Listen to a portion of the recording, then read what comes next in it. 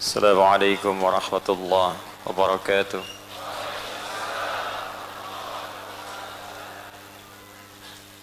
Alhamdulillahilladzi hadana ilal islami fa asbahna muslimin wa gharasa fi qulubina al-imana fa asbahna mu'minin wa amarna bi ada'il a'mali salihati linakuna minal muttaqin.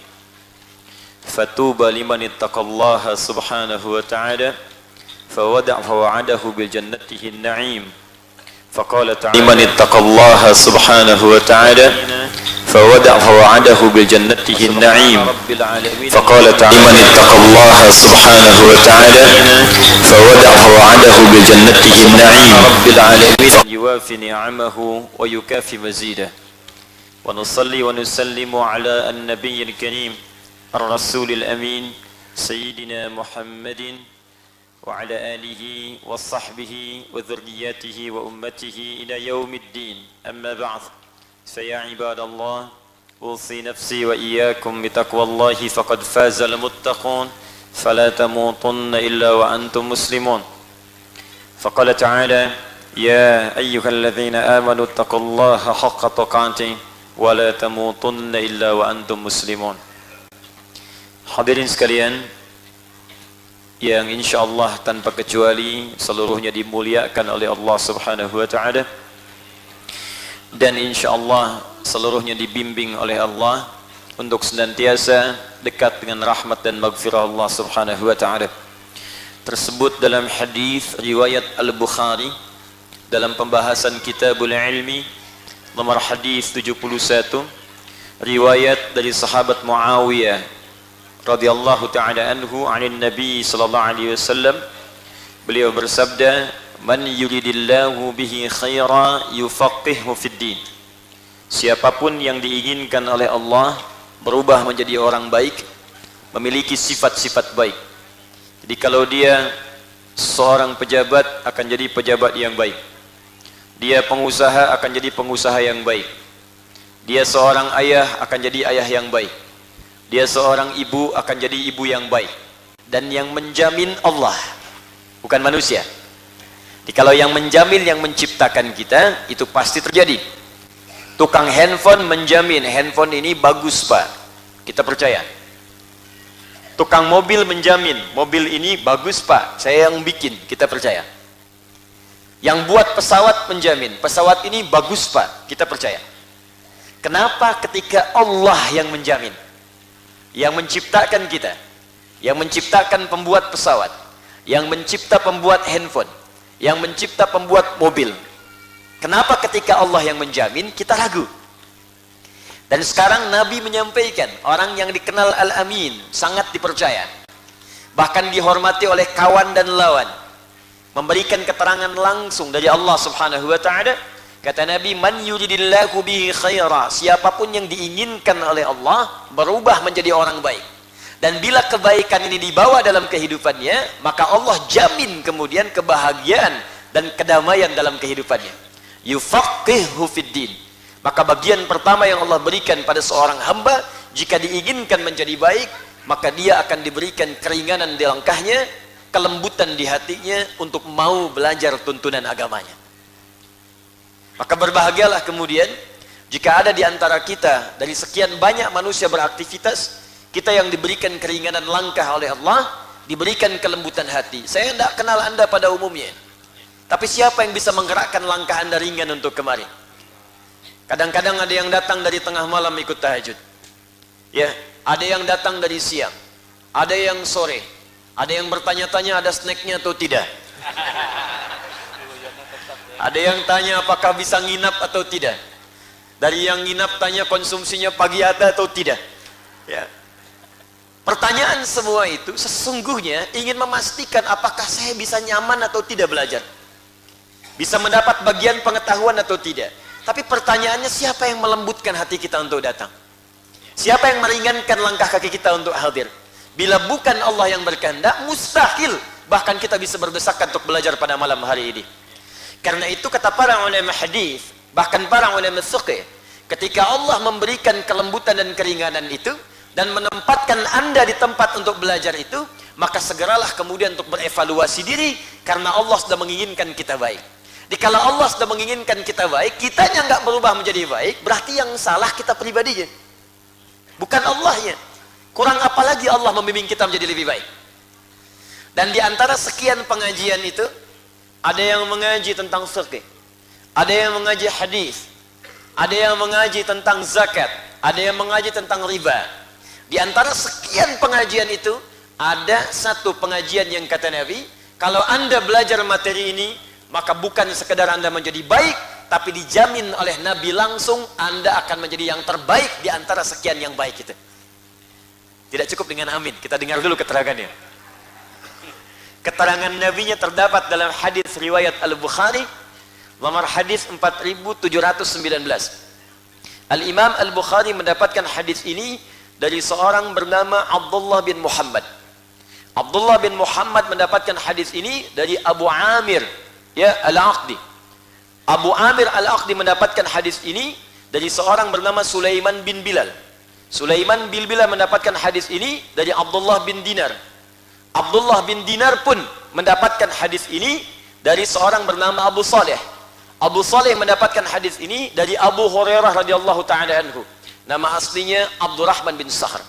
Abu Hurairah radhiyallahu taala anhu mendapatkan hadis ini dari Nabi sallallahu alaihi wasallam. Ya, sanadnya tersambung. Ya, tersambung.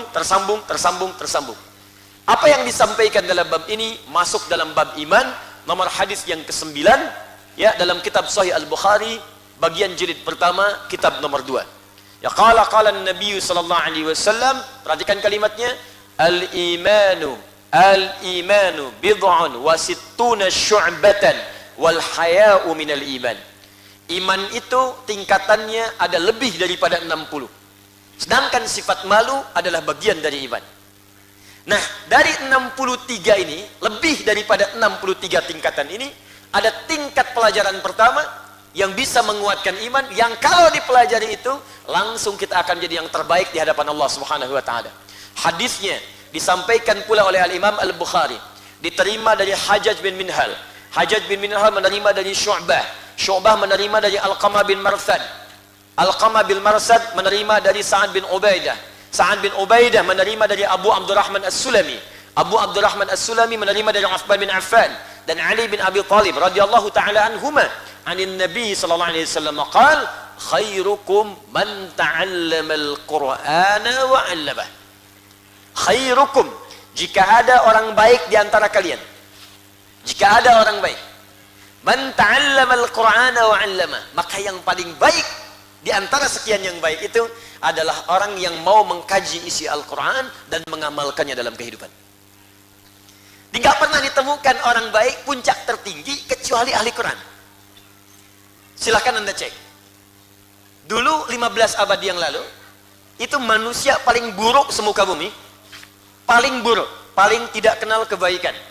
Banyak yang bodohnya, tidak punya peradaban. Kalau ada orang yang sekarang pelaku maksiat, baik itu pencuri, pembegal, pemabuk, pezina, tidak akan pernah bisa menyaingi komunitas ini. Sehingga orang-orang mengenalnya dengan jahiliyah. Jahlun itu bodoh.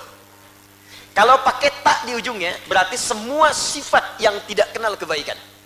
Bukan hanya tidak kenal ilmu, tapi tak kenal akhlak, tak kenal adab, yang baik-baik gak kenal semua. Jahil orangnya, tak sifatnya. Kalau disatukan jahiliyah, berarti menunjuk kepada orang dan perbuatan sekaligus. Kalau Anda ingin melihat pencuri, paling buruk pencuriannya, maka jahiliyah komplit. Kalau pencuri sekarang, itu masih kelas amatiran dibandingkan jahiliyah. Kalau ada pembegal sekarang, maka dibandingkan dengan begal zaman jahiliyah, itu nggak ada tandingannya. Sekarang satu orang membegal, zaman jahiliyah, sekampung begal semua. Kalau ada orang membegal sekarang, itu orang telat, terlambat. Pemabuk sekarang, itu jauh kalah saing dengan jahiliyah. Pemabuk zaman jahiliyah paling pemula. Pemabuk pemula itu minimal 5 kali sehari mabuknya. Jadi yang sekarang itu masih amatiran. Kalau ketemu Abu Jahal paling ketawain dikit tuh. Ya, pezina, penipu, koruptor, zaman jahiliyah kumpul semua. Tapi yang paling dahsyat, Allah tidak menurunkan tongkatnya Nabi Musa kepada Nabi Muhammad SAW untuk merubah tipikal sosial di kalangan masyarakat jahiliyah. Allah tidak menurunkan sentuhan Nabi Isa untuk merubah perilaku masyarakat jahiliyah. Tapi Allah menurunkan Al-Quran, yang dengan Quran itu tiba-tiba berubahlah semua tatanan sosial masyarakat ini. Dari yang pencuri tobat, pembegal tobat, pezina tobat, pemabuk tobat. Umar itu kan kurang keras apalagi. Kerjaannya tiap hari nantangin orang. Kalau berani dengan saya naik ke Jabal Qubais. Jabal Qubais yang sekarang ada Istana Raja di atasnya. Ya, sampingnya Sofa, Sofa samping Zamzam. Persis ada bukit di atasnya itu ada Istana Raja, dulu Jabal Qubais. Tepat di bawahnya sekarang ada tiang lampu rumahnya Abu Jahal. Persis. Jadi kalau Anda naik ke situ nggak bisa, sekarang istana.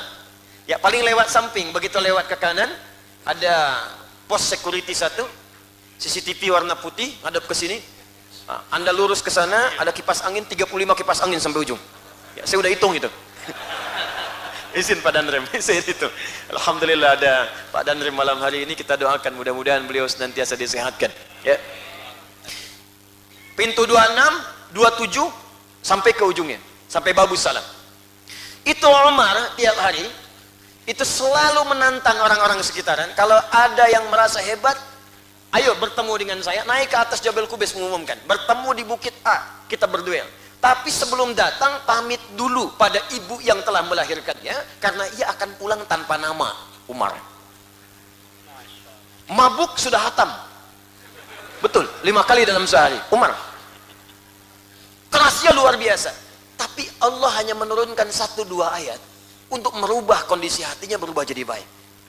Lewat depan rumah saudarinya, tiba-tiba mendengar sebuah huruf Al-Quran, 1-2 huruf dibacakan, langsung menembus kepada jiwanya. Taha, Quran surah ke-20. Taha, ma anzalna alaikal Qur'ana litashqa. Taha, tidaklah kami akan turunkan Al-Quran kepadamu untuk memberatkan dirimu, tapi ingin memberikan petunjuk dalam hidupmu. Cuman Toha, tobat. Anda sudah diberikan Yasin tiap malam Jumat, gak tobat-tobat. Al-Kahfi dibacakan, gak tobat-tobat. Ini Umar orang paling keras pada saat itu. Hobinya terkait dengan mabuk, nantang orang. Toha, tobat. Tobat. Langsung bersyahadat. Menjadi kerasnya berubah menjadi tegas. Pembela kebenaran luar biasa. Bahkan satu-satunya sahabat yang langsung meminta kepada Nabi untuk diturunkan ayat larangan mirasan 3. Bang Haji belakangan. Umar, ya Rasulullah, kenapa tidak minta kepada Allah untuk menurunkan ayat larangan khamar? Maka turun tahapan sampai 4 kali, sampai turun Al-Maidah ayat 90 sampai 91. Innamal khamru wal maisir wal azlamu, ya, dan seterusnya, rizqu min amali syaitan fajtanibuhu. Itu karena pertanyaannya Umar. Jundub bin Junadah, tukang begal, pemimpin kampung begal, sekampung begal semua. Ya, kalau Anda ditakdirkan hidup pada saat itu, lewat kampung ini tidak nyetor, Allahu Akbar, gak dijamin bisa pulang. Gifar namanya. Gifar datang pada Nabi, cuma dibacakan seayat 2 ayat, sentuhkan di hatinya, masuk ke dalam relung jiwanya. Langsung berkata, asyhadu an la ilaha illallah wa asyhadu anna Muhammadar Rasulullah. Ya Rasulullah, saya mohon izin, sa'u'lin syahadati amamal Ka'bah. Saya ingin umumkan syahadat saya di depan Ka'bah. Kata Nabi, la taf'al, jangan lakukan, karena orang Islam masih sedikit. Kamu umumkan, kamu dipersekusi, dipukuli, bahaya untuk kamu. Pulang aja ke Gifar berdakwah. Apa jawabnya? Ya Rasulullah, saya ini membegal terang-terangan, masa syahadat sembunyi-sembunyi? Pembegal dengar ayat Quran, taubat dan bersyahadat di depan orang. Kata beliau, asyhadu an la ilaha illallah wa asyhadu anna Muhammadar Rasulullah. Ya ahla Quraisy, saya sudah syahadat, mau apa? Allahu Akbar, dipukulin. Jatuh pingsan. Ketahuan oleh sahabat Ali radhiyallahu taala anhu. Ali berkata, jangan teruskan, kalau dia terluka kalian gak akan aman melewati kampung Gifar, karena setiap transaksi jual beli akan melewati Gifar. Store. Di preman-preman yang terima storan telat sekarang gitu, sudah keduluan sama yang dulu. Tapi dahsyatnya, pulang kemudian Jundub ke kota Gifar, lalu berdakwah di sana, menyampaikan ayat tadi yang disampaikan Nabi, cuma 1-2 ayat. Apa yang terjadi? Allahu Akbar, Nabi hijrah ke Madinah. Tiba-tiba dalam suasana hijrah itu, setelah menetap di Madinah, terdengar suara gempar di Madinah. Tapak kaki yang luar biasa terdengar. Dok, dik, duk, dok, dik, duk, dok, dik, duk. Orang heboh keluar melihat. Ternyata ketika dilihat, Masya Allah, Jundub bin Junadah sedang memimpin satu kampung masuk Islam semuanya. Kampung begal, sekampung masuk Islam cuma 1-2 ayat. Jadi kalau tiap hari ada yang baca surat A, surat B, surat C, dan tidak memberikan dampak, berarti ada yang salah dengan cara ngajinya. Sekampung, untuk mengabadikan peristiwa itu, maka tidak dikenal dengan nama Jundub, dikenal dengan nama kampungnya. Untuk menyebutkan nama daerah, nama kampung, dalam rumus bahasa Arab, tambahkan al di depannya, ujungnya tambah i. Saya dari Gifar, nama saya Jundub bin Junadah. Tambahkan Gifar, tambah al. Al-Gifar, ujungnya berikan i. Al-Gifari. Maka dikenal beliau dengan kunyahnya Abu Dzar Al-Ghifari. Tuh. Mantan begal dengar Quran, masuk Islam, jadi dai. Bahkan setelah itu jadi periwayat hadis, Pak, Bu. Jadi ahli hadis. Anda kalau baca Al-Arba'in 42 hadis, buka nomor ke-18. Itu di antara hadis yang diriwayatkan oleh Jundub bin Junadah. An Mu'adz bin Jabal wa Jundub bin Junadah radhiyallahu taala anhuma anin Nabi sallallahu alaihi wasallam qala ittaqillaha haitsu ma kunta wa atbi'is sayyi'atal hasanata tamhuha. Itu yang riwayatkan mantan begal. Anda sekolah tinggi-tinggi sampai S1, S2, S3, S4 kerupuk 2, sampai tinggi. Pendidikan itu tidak membuat Anda dekat dengan Allah. Untuk apa? Anda meninggal juga. Bekal apa yang Anda bawa kemudian menghadap kepada Allah? Yang paling dahsyat, sudah tinggi-tinggi, dunia juga kemudian tidak baik, akhirat gak punya bekal, mau jadi apa? Jundub bin Junadah. Karena itu Bapak Ibu sekalian, teman-teman, kenapa kita memilih kemudian Al-Quran untuk belajar dan kita menggali tafsirnya? Karena kita berharap kalau jahiliyah saja kemudian bisa menjadi baik, maka kita yang di suasana lebih modern saat ini seharusnya lebih baik dibandingkan dengan masa-masa yang telah lampau. Itu yang menjadikan kita memilih Al-Quran sebagai topik kajian di setiap malam Jumat ini. Dan kita telah sampai di pembahasan surah Al-Fatihah pada ayat yang ke-7. Ya, siratal ladzina an'amta alaihim ghairil maghdubi alaihim waladdallin. Sebelum diteruskan, saya selalu menyampaikan evaluasi. Saya tidak ingin ada yang datang mengaji ke sini hanya datang, duduk, dengarkan, pulang. Tidak. Saya sampaikan komitmen dengan 2 komitmen. Masih ingat komitmennya? Awas, saya sudah melihat wajah-wajah yang sudah saya tatap ya.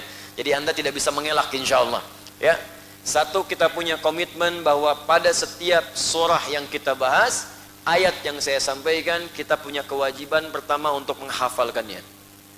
Sepakat? Kenapa lemes? Sepakat? Wah, kalau masih Al-Fatihah kok. Tenang aja. Al-Fatihah itu yang kencang aja, sepakat. Nanti begitu masuk Al-Baqarah baru sepakat. Gitu. Sepakat? Nah, bismillah, siap niatkan.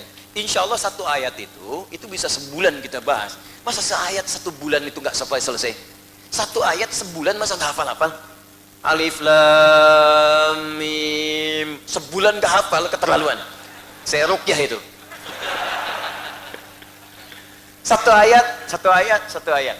Baik, yang kedua, kita punya komitmen setiap ayat yang kita bahas, insya Allah langsung kita amalkan.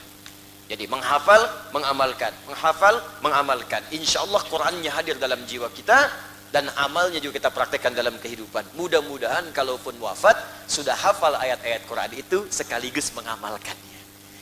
Dan mudah-mudahan husnul khatimah insya Allah. Bismillahirrahmanirrahim. Al-Fatihah. Kenapa dinamakan dengan Al-Fatihah? Memiliki 2 makna utama. Sebelum saya masuk ke ayat yang ke-7, saya simpulkan dengan cepat. Al di sini punya makna yang pertama, maknanya adalah at-ta'rif atau ma'rifah, menunjuk pada sesuatu yang khusus. Fatihah artinya pembuka. Kenapa menggunakan al-ma'rifah? Sudah pernah saya sampaikan di pertemuan yang lalu. Karena ayat ini, surat ini khusus dijadikan oleh Allah untuk membuka mushaf dalam Al-Quran. 114 surah dibuka dengan Al-Fatihah. Yang kedua, al di sini juga berfungsi khusus, menunjukkan bahwa Al-Fatihah adalah surah pembuka yang kita bacakan dalam salat. Satu-satunya surah pembuka dalam Al-Quran yang dibacakan dalam setiap salat adalah Al-Fatihah 17 kali dalam sehari. Karena itu disebut dengan Al-Fatihah sebagai pembuka, karena dia membuka bacaan Al-Quran dalam salat dan membuka bacaan Al-Quran dalam mushaf. Tapi ada makna yang kedua, saya ingatkan kembali, alnya disebut dengan istighraq. Dan dua-duanya kita praktikkan. Baik sedang membaca Al-Quran, sedang kita salat, pasti kita baca Al-Fatihah. Tapi makna yang kedua adalah istighraq, yang menunjuk kepada semua hal tanpa kecuali, komprehensif. Sedangkan pada makna yang kedua ini, Fatihah dipahami sebagai segala pembuka yang baik-baik.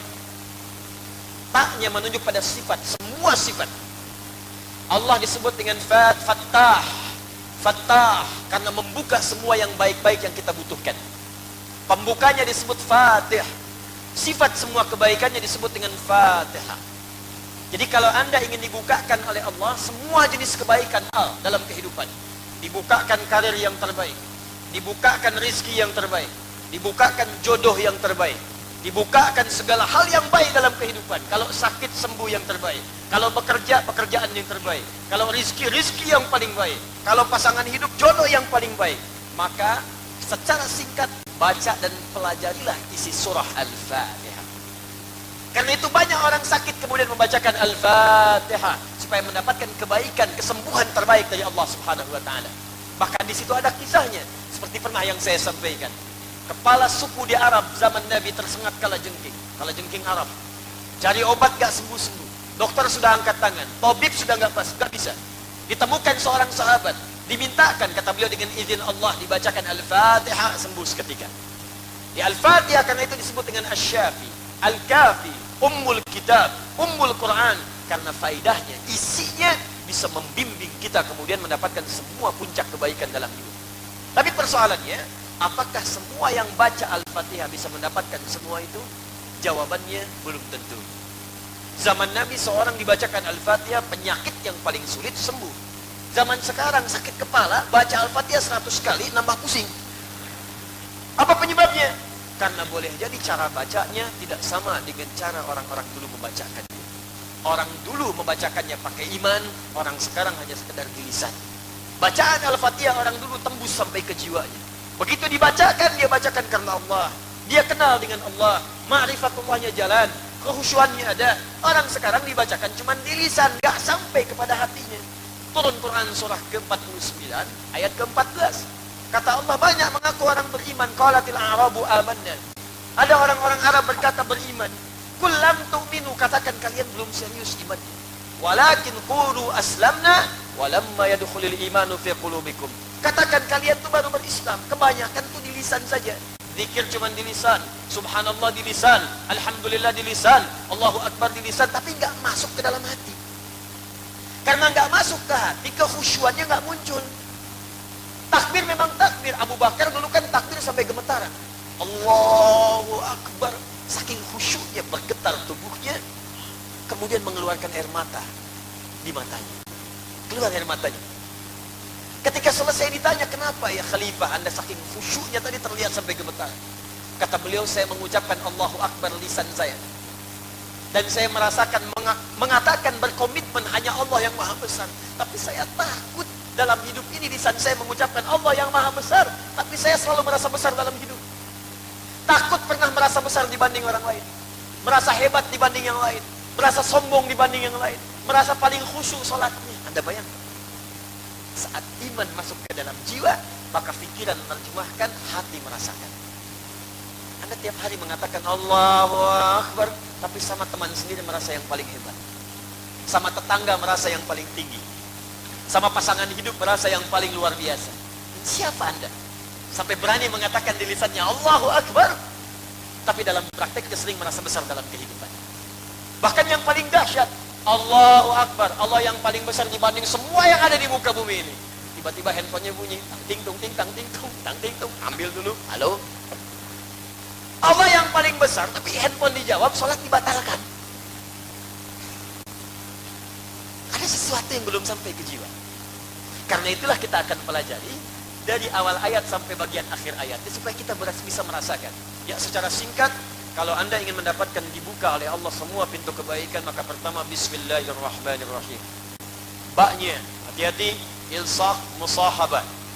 Ya, ilsaq musahabah, perasaan dekat dan diawasi. Maka lakukan semua hal karena Allah, bekerja karena Allah. Awas, makan, minum karena Allah, berikhtiar karena Allah. Sama dunia juga kok kita kerjakan, cuman punya poin akhirat.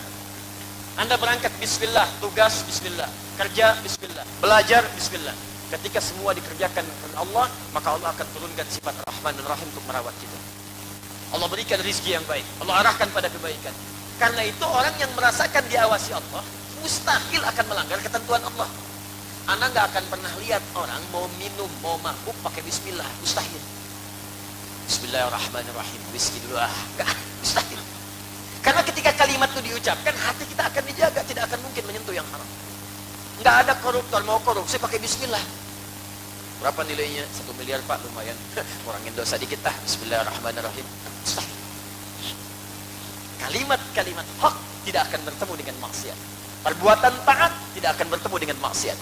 Maka orang yang mendapatkan bimbingan Allah akan dijaga dalam kehidupannya. Ar-Rahmanir Rahim, Malik Yaumiddin. Dia akan diturunkan rahmat Allah kepadanya. Akan dijaga sampai dengan hari kiamat. Diberikan bimbingan-bimbingan dalam kebaikan.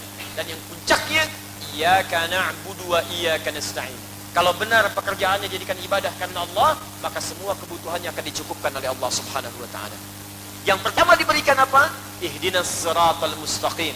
Ihdina berasal dari kata hidayah. Maaf saya agak cepat karena ini materi sudah saya sampaikan sebelum-sebelumnya. Berasal dari kata hudan, artinya solusi, artinya kemudahan hidup, artinya bimbingan, artinya kenyamanan.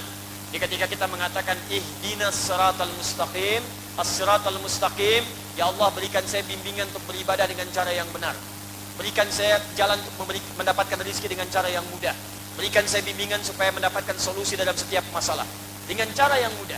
Ketika Anda bacakan ihdinas siratal mustaqim, kata Allah, saya akan berikan semua yang kau butuhkan. Rizkimu akan saya mudahkan, hidupmu saya mudahkan, ibadahmu saya nyamankan. Seperti apa saya berikan semua itu? Kalau kamu mengikuti apa yang akan saya sampaikan sekarang. Maka kami bacakan siratal ladzina an'amta 'alaihim ghairil maghdubi 'alaihim waladdallin. Kalau engkau ingin dapatkan semua kemudahan hidup, kelapangan hidup, kenyamanan hidup, di sini kita berhenti di pertemuan yang lalu, maka ikutilah petunjuk yang saya berikan di ayat yang ke-7 ini. Anda katakan ihdinas siratal mustaqim, ya Allah tunjukkan kami jalan kemudahan dari setiap petunjukmu.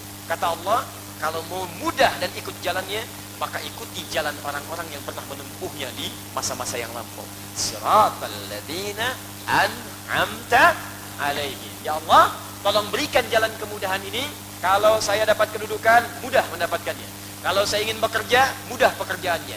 Lancar rezekinya, mudah rumah tangganya. Bagaimana caranya ya Allah? Kata Allah, saya turunkan kepada engkau bimbingan seperti orang dulu mendapatkannya. Maka dijawab oleh Allah dengan kalimat siratal ladzina an'amta 'alaihim. Saya tuliskan siratal ladzina an'amta 'alaihim. Fokus sebentar, di sini saya berhenti dulu. Kata Allah, kamu ikuti jalan orang-orang yang pernah sukses sebelum kalian, yang aku berikan kenikmatan kepada mereka. Bahkan kalimat ini ditanamkan di lisan kita supaya minta. Ditanya ke Allah nih. Tanya ke Allah. Kata Allah, baca ini, baca, pelajari. Ya Allah, saya mohon ya Allah, berikan kepada saya semua jenis kemudahan yang pernah engkau menunjuk kepada Allah. Sini. Yang pernah engkau berikan kepada orang-orang sebelum kami ya Allah. Ada orang yang hidupnya ya Allah di pemerintahan diplomasi seperti Amr bin As, Muawiyah bin Abi Sufyan, Abu Bakar sebelumnya, ada Omar, ada Uthman, ada yang pedagang pengusaha seperti Abdurrahman bin Auf, ada yang mengajar seperti Ali bin Abi Thalib, ada yang di rumah tangganya nikmat seperti Sayyidah Fatimah Az-Zahra, ada yang semua yang dikerjakan gampang, ada yang belajarnya gampang seperti Abu Hurairah, sekali baca langsung hafal. Bagaimana caranya ya Allah? Kata Allah, ikuti jalan-jalan seperti mereka. Bagaimana rahasianya ya Allah? Diturunkan Quran surah ke-64, surah ke-4 ayat 69. Dijelaskan oleh Allah. Yang dimaksud orang-orang ini, siratal ladzina an'amta alaihim. Saya ulangi, tak di sini maksudnya siapa? Allah. Jadi kalau taknya saya buang, kalimatnya menjadi begini, an'ama. An'ama. Taknya kembali kepada Allah. Maka dijawab oleh Allah di Quran surah keempat ayat 69. Perhatikan kalimatnya. Wa may yuti'illaha war rasulah fa ulaika ma'alladzina an'ama Allahu alaihim. Tanya dibuang. Kita membacakan di sini fokus. Ya Allah, berikan kepada kami semua kenikmatan yang pernah Engkau berikan pada orang-orang sebelum kami, apapun profesi kami. Baik. Ingat, Nabi punya 12.000 orang sahabat. Dari 12.000 itu dan 38 itu menjadi panglima. Satu panglimanya itu bisa menaklukkan Persia dan Romawi. Anda bisa bayangkan. Di semua profesi yang pernah dijalani di zaman Nabi, semuanya sukses. Dan kita minta sekarang, ya Allah, saya pengen sukses seperti mereka. Bagaimana caranya? Maka tidak cukup dengan kalimat ini, diberikan tafsir oleh Allah langsung dengan turunnya Quran surah keempat ayat 69. Siratal ladzina ya an'amta alaihim, kata Allah, saya berikan kepada kalian ma'alladzina an'ama Allahu alaihim. Dibuang taknya, disebutkan Allah untuk menegaskan. Minan nabiyyin, satu, an-nabiyyin, para nabi. Was-siddiqin, kita berhenti di sini kemarin. Was-syuhada, was-salihin. Kalau kalian ingin sukses seperti orang dulu, baik kalian itu di rumah tangga, atau di usaha, atau di karir pekerjaan, atau apapun yang kalian kerjakan, maka kalian harus ikuti 4 golongan ini. Golongan pertama yang tertinggi disebut dengan para nabi. Golongan kedua ada siddiqin. Golongan ketiga syuhada. Golongan keempat masuk golongan orang-orang saleh. Siapa mereka ini? Saya sudah jelaskan di pertemuan yang lalu tentang golongan pertama, yaitu para nabi. Karena itu Al-Quran mengisahkan kisah nabi-nabi tertentu. Beberapa nabi dipilih yang aktivitasnya pasti akan kita ikuti di masa-masa sekarang sampai dengan kiamat terjadi.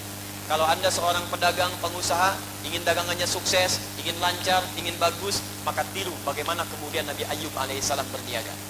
Jika Anda kemudian beraktivitas di bidang diplomasi sampai karirnya bagus, naik dan sebagainya, maka tiru bagaimana Nabi Yusuf alaihissalam melakukan itu. Jika Anda ada kedudukan yang paling tinggi sampai menguasai macam-macam wilayah dan sebagainya, maka lihat bagaimana Nabi Sulaiman kemudian mengerjakan itu. Jika Anda beraktivitas kemudian mengajar dan sebagainya sampai mendapatkan respon yang kurang nyaman yang Anda rasakan, maka lihat bagaimana Nabi Yunus alaihissalam mengatasinya. Jika Anda kemudian mengerjakan pekerjaan ini, pekerjaan banyak Nabi dikisahkan. Ada kisah Nabi Ibrahim, ada kisah Nabi Ismail, ada kisah Nabi Zakaria. Jika Anda di rumah tangga belum punya keturunan, nih kata Allah, saya turunkan kisah Nabi Zakaria. Pelajari amalannya, saya berikan yang sama seperti saya pernah berikan kepada Zakaria alaihissalam. Kamu baru 2 tahun sudah menangis-nangis minta pada saya. Zakaria itu puluhan tahun sampai sepuh, sampai rambutnya beruban, tidak putus asa memohon kepada saya. Kamu baru 2 hari belum punya keturunan sudah bikin status. Ya Allah, kurang apa lagi saya? Dan berhenti berdoa. Ini Nabi Rasul puluhan tahun sampai sepuh, sampai divonis istrinya oleh medis, ini monopos, ini mandul, gak mungkin punya keturunan. Aku jawab dengan sesuatu hal yang tidak difikirkan oleh manusia, mengandung dan melahirkan. Maka Allah turunkan, kalau engkau punya problem yang sama, amalkan doa seperti Nabi Zakaria pernah mengamalkan. Dan rangkuman semua Nabi itu disampaikanlah dalam ajaran Nabi Muhammad SAW. Jadi kalau pengen singkat, gak usah buka Nabi Yusuf, gak usah buka Nabi Musa, gak usah buka Nabi Isa, itu cuma contoh saja. Paling komplitnya akan ditemukan di ajaran Nabi Muhammad SAW dengan tuntunan yang lengkap. Ini materi kita di pertemuan yang lalu. Kalau Anda katakan, Ustaz, sulit rasanya masuk di level para nabi, setidaknya masuklah golongan kedua, disebut dengan siddiqin. Abu Bakar kemudian mendapat gelar as-siddiq. Ketika mendapatkan ini, bahkan turun jaminan kesuksesan dunia dan akhiratnya. Siapakah siddiqin itu? Bagaimana mengikutinya? Apakah dia sebuah nama sehingga Anda pulang dari sini dari namanya Kevin berubah jadi siddiqin? Atau dia adalah golongan tertentu yang langkahnya bisa kita ikuti untuk sukses dalam kehidupan dunia akhirat kita? Kita bahas insya Allah setelah menunaikan sholat isya berjamaah. Dan nanti setelah sholat isya, saya akan berikan penghargaan khusus kepada beberapa anak yang menghatamkan Al-Quran dalam hitungan hari. Nanti ada anak yang menyelesaikan 30 juz dalam 15 hari. Dan saya minta nanti berkenan Bapak dan Rem, insya Allah untuk memberikan plakat khusus sebagai penghargaan bagi anak-anak ini dengan izin Allah Subhanahu Wa Taala. Kita jeda sejenak untuk menunaikan salat Isya dan kita sambungkan pada materi baru kita di malam hari ini. Subhanakallah wa bihamdika asyhadu an la ilaha illa anta astaghfiruka wa atubu ilaik. Assalamualaikum warahmatullahi wabarakatuh. Bismillahirrahmanirrahim. Assalamualaikum warahmatullahi wabarakatuh.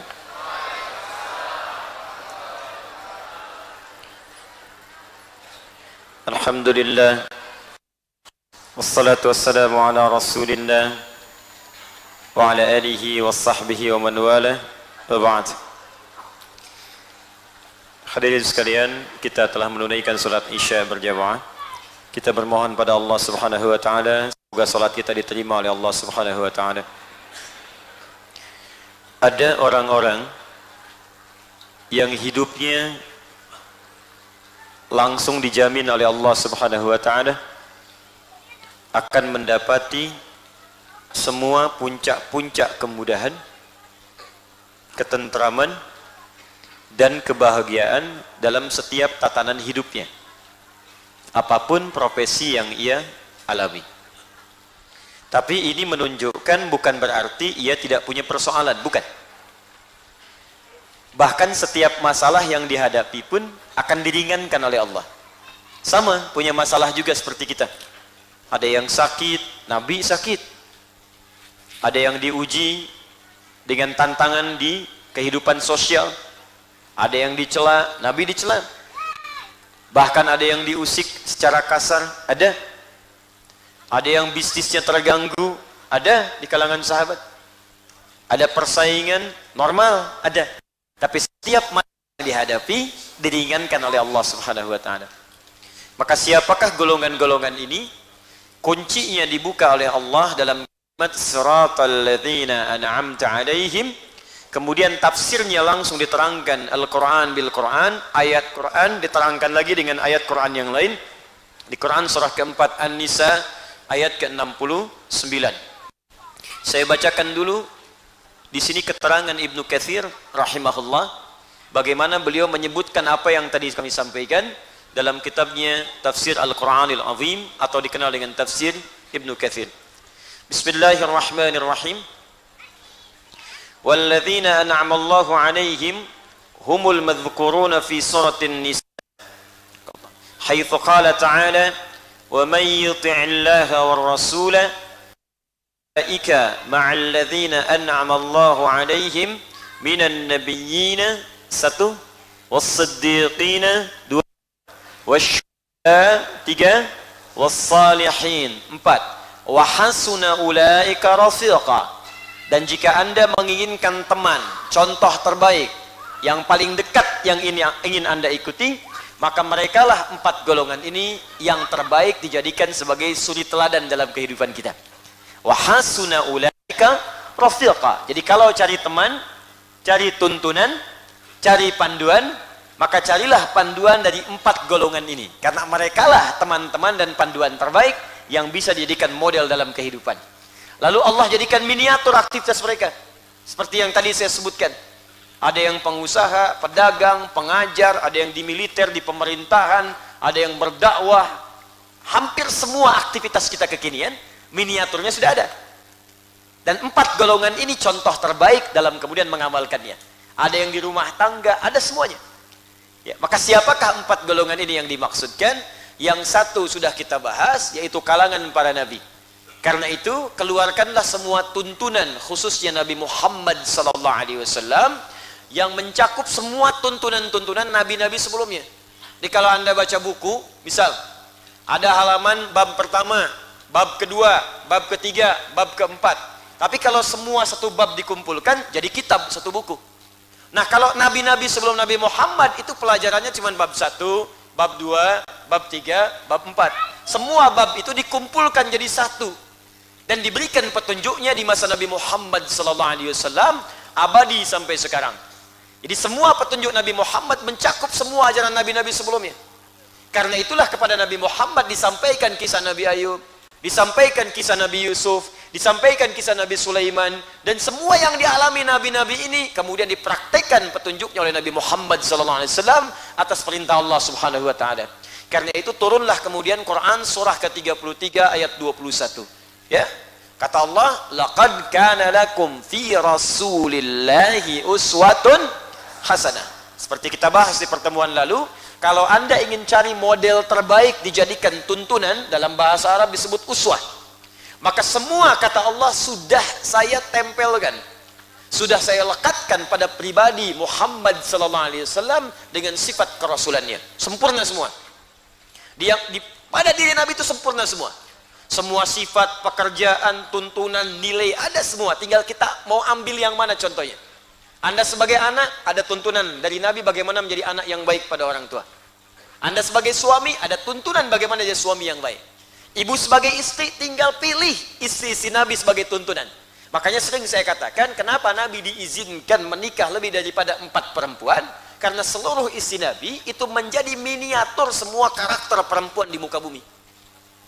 Ibu tinggal lihat ibu mirip siapa. Cermin lihat mirip siapa. Ya. Sayyidah Aisyah kah yang aktif belajar, senang ikut kajian? Aisyah. Ada yang sabar, senang masak, senang bikin makanan, ya.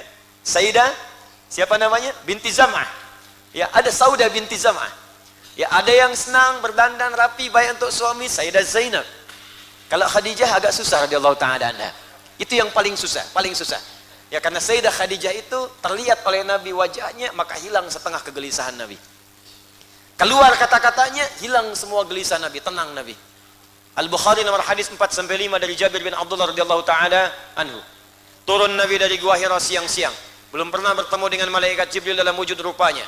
Tiba-tiba di jalan kemudian ada panggilan, Muhammad, Muhammad. Aku tengok kanan kiri tidak ada orang.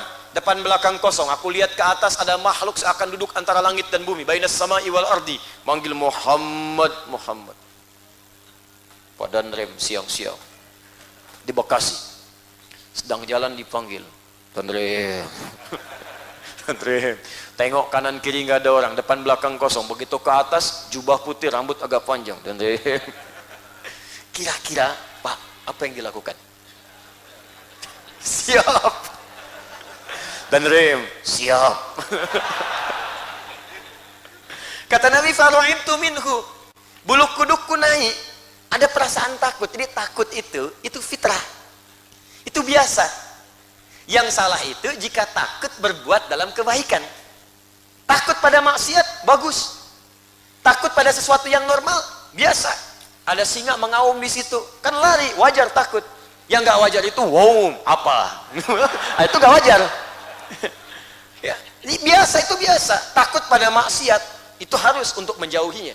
Tapi kalau takut pada kebaikan untuk mendekat kepada Allah, ada yang tidak wajar di situ. Maka kata Nabi, faru'ibtu minhu, aku gelisah, takut bulu kuduku naik karena belum pernah lihat sebelumnya. Maka mempercepat jalannya ke rumahnya. Begitu dibuka oleh Sayyidah Khadijah pintunya, langsung terlihat wajahnya hilang setengah kegelisahannya. Masya Allah. Kata Nabi, zammiluni, zammiluni, selimuti aku, selimuti aku. Maka digenggam tangannya, dibawa kemudian ke ruangan istirahatnya. Kemudian diselimuti oleh Sayyidah Khadijah, dikatakan, dibisikkan di telinganya, Zaujil Karim, bima makna, suamiku sayang, kau ini orang baik. Kau menyambung silaturahim. Kau sering bantu orang. Kau berbuat banyak kebaikan.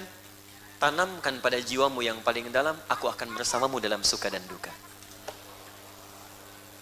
Tenang jiwa Nabi, turun malaikat, turunlah kemudian surah ke-74 itu. Ya ayyuhal muddaththir, qum fa'anzir, wa rabbaka fakabbir. Masya Allah. Dari mata jatuh ke hati. Sentuhlah ia tepat di hatinya, maka ia akan jadi milikmu untuk selamanya. Catat. Sayyidah Khadijah. Agak susah memang, Bu. Ya, suami pulang, masalah banyak, nyampe rumah, assalamualaikum, waalaikumsalam. Ibu sebagus-bagusnya dibagus-bagusin. Begitu dibuka, mama, masya Allah, tambah masalah. Nah, coba buat, ibu cek, semua akan jadi baik. Rasulullah, apapun yang dicontoh pada Nabi akan baik semua. Makanya sepeninggal Nabi, yang jadi teladan itu orang yang belajar pada Nabi. Nabi meninggal, Abu Bakar teladan. Abu Bakar meninggal, Umar teladan. Umar meninggal, Utsman teladan. Utsman meninggal, Ali teladan. Semuanya teladan. Sampai sekarang. Habis kemudian sahabat, muncul tabi'in. Tabi'in teladan. Muncul imam 4. Ya, sampai sekarang coba kita ingat imam yang 4 itu.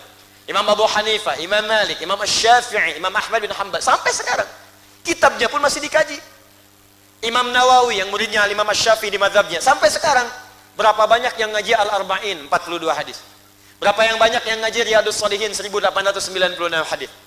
Imam Ahmad punya murid lagi. Sampai ke Ibnu Rajab Al-Hambali. Sampai sekarang jadi teladan. Jadi kalau kita ikuti percikannya saja satu bagian. Anda keluarkan tuntunan Nabi tentang menjadi seorang ayah. Pelajari sebulan aja. Maka Anda akan jadi ayah teladan. Ibu keluarkan tuntunan Nabi sebagai seorang ibu. Ibu Nabawi, keluarkan. Ibu akan jadi teladan. Anda seorang anak, keluarkan tuntunan dari Nabi sebagai seorang anak. Anda jadi teladan. Demi Allah saya katakan. Tidak pernah ada seorang mengikuti Nabi kecuali sukses dalam hidupnya. Imam Al-Bukhari membuat bab khusus. Saya berikan langsung rahasianya. Ini rahasia. Cari kitab Al-Bukhari. Cari kitab Sahih Al-Bukhari. Sekarang sudah banyak terjemahannya. Di situ ada 97 pembahasan. Cara cepatnya, jangan dipelajari semua. Apa yang menjadi profesi Anda, keluarkan isinya. Kira-kira 97 itu yang cocok buat Anda yang mana? Di situ ada kitabut tijarah, bab bisnis, keluarkan tuh. Antum baca, nggak paham tanyakan sama ustadznya. Praktekan bimbingan bisnis dari Nabi. Demi Allah saya katakan, dari zaman dulu sampai sekarang, orang yang berbisnis ala Nabi tidak pernah pulang kembali modal. Selalu kembali untung. Kitabul Imarah bab pemerintahan. Kitabul Marid bab orang sakit. Pelajari, dokter-dokter belajar. Ini ayat-ayat tentang penyakit, hadis-hadisnya apa. Kitabul Ilmi bab tentang belajar.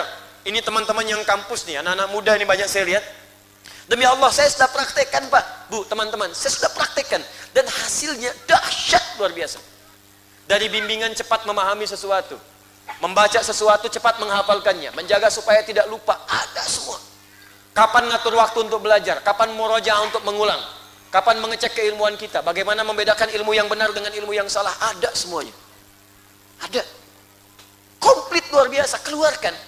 Makanya yang jadi bimbingan abadi itu sampai sekarang cuman tuntunan Rasulullah Muhammad SAW. Ya. Kita mendapatkan itu, makanya keluarkan ngajinya itu, diperdalam, dibenarkan. Benar-benar ngaji. Jadi kalau kita cuma dengar, datang, dengar, pulang, tanpa pernah dipraktekkan, kita tidak akan bisa mendapatkan keberkahan dari ajaran itu. Dan hasilnya sulit untuk terasa. Tapi kalau Anda keluarkan, bikin kurikulumnya, nggak apa-apa, petakan sendiri sekarang. Ini saya mulai sebulan ini kurikulum pribadi dulu. Membuat diri saya baik dari ujung kepala sampai ujung kaki. Besok sebagai seorang ayah, besok seorang ibu yang ibu. Besoknya nanti profesi, keluarkan semuanya. Begitu Anda kerjakan, silahkan pastikan. Bedakan rasanya, rasakan bedanya, pasti akan terasa bedanya. Lain. Ustadz, bagaimana caranya saya dengan bertahap ingin mengambil tuntunan Nabi itu? Maka kata Allah, perhatikanlah kemudian orang-orang setelahnya. Di antara orang yang pernah mengambil tuntunan Nabi ini ada 3 orang, 3 golongan yang dimuliakan oleh Allah Subhanahu wa taala. Siapa mereka? 1 siddiqin, 2 syuhada, 3 sholihin. Kita akan bahas malam ini siapa itu kalangan siddiqin dan apa yang dimaksud dengan siddiqin serta bagaimana cara kita mempraktekkan makna ini dalam kehidupan. Ini kita akan kaji kalimat as-siddiqin, orang yang dimuliakan oleh Al-Qur'an, dijamin bahagia dunianya, tenang di alam kuburnya, dan satu komplek dengan Nabi, satu komplek dengan Nabi di surganya Allah Subhanahu wa taala. Satu komplek langsung. Disertakan. Pakai ma'iyah. Ulaika ma'al ladzina, ma'iyah itu dempet, dekat dan bertetangga dengan Nabi. Wah, keren tuh jawabannya tuh. Di mana akhi surganya? Saya biasa aja di atas. Karena semakin tinggi semakin puncaknya. Tetangganya siapa? Ya alhamdulillah, depan saya Nabi Ibrahim. Oh masya Allah, masa sih belakang siapa? Nabi Musa. Terus tetangga kanan kiri siapa? Ya kirinya Nabi paling ganteng di bumi, ganteng-ganteng Nabi Yusuf. Nanti dulu nonton ganteng-ganteng serigala, ini Nabi. Kanannya Nabi Muhammad SAW.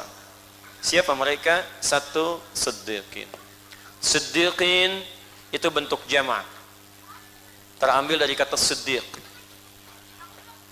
Saya tuliskan siddiq. Kalau Anda inginkan bentuknya jamak untuk banyak orang dan mencakup laki-laki serta perempuan, gampang. Tinggal tambah ujungnya in atau un. Itu sudah bentuk jamak, dan jamak umum mencakup laki-laki dan perempuan. Jelas? Kalau ingin dikhususkan perempuan saja, maka tambahkan at di ujungnya untuk jamak. Misal, muslimin umum, laki-laki perempuan. Saya pengen perempuan saja, pengajian khusus perempuan, muslimat. Jelas? Jadi kalau sudah pakai muslimat, gak usah pakai ibu-ibu lagi. Ibu-ibu muslimat, ya muslimat emang ibu-ibu. Jelas ya? Nah, jadi kalimat ini tinggal tambahkan alif dan ta terbuka di ujungnya. Siddiq. Kata siddiq asal mulanya berasal dari kata shadiq. Kata shadiq akar katanya berasal dari kata shadaqa.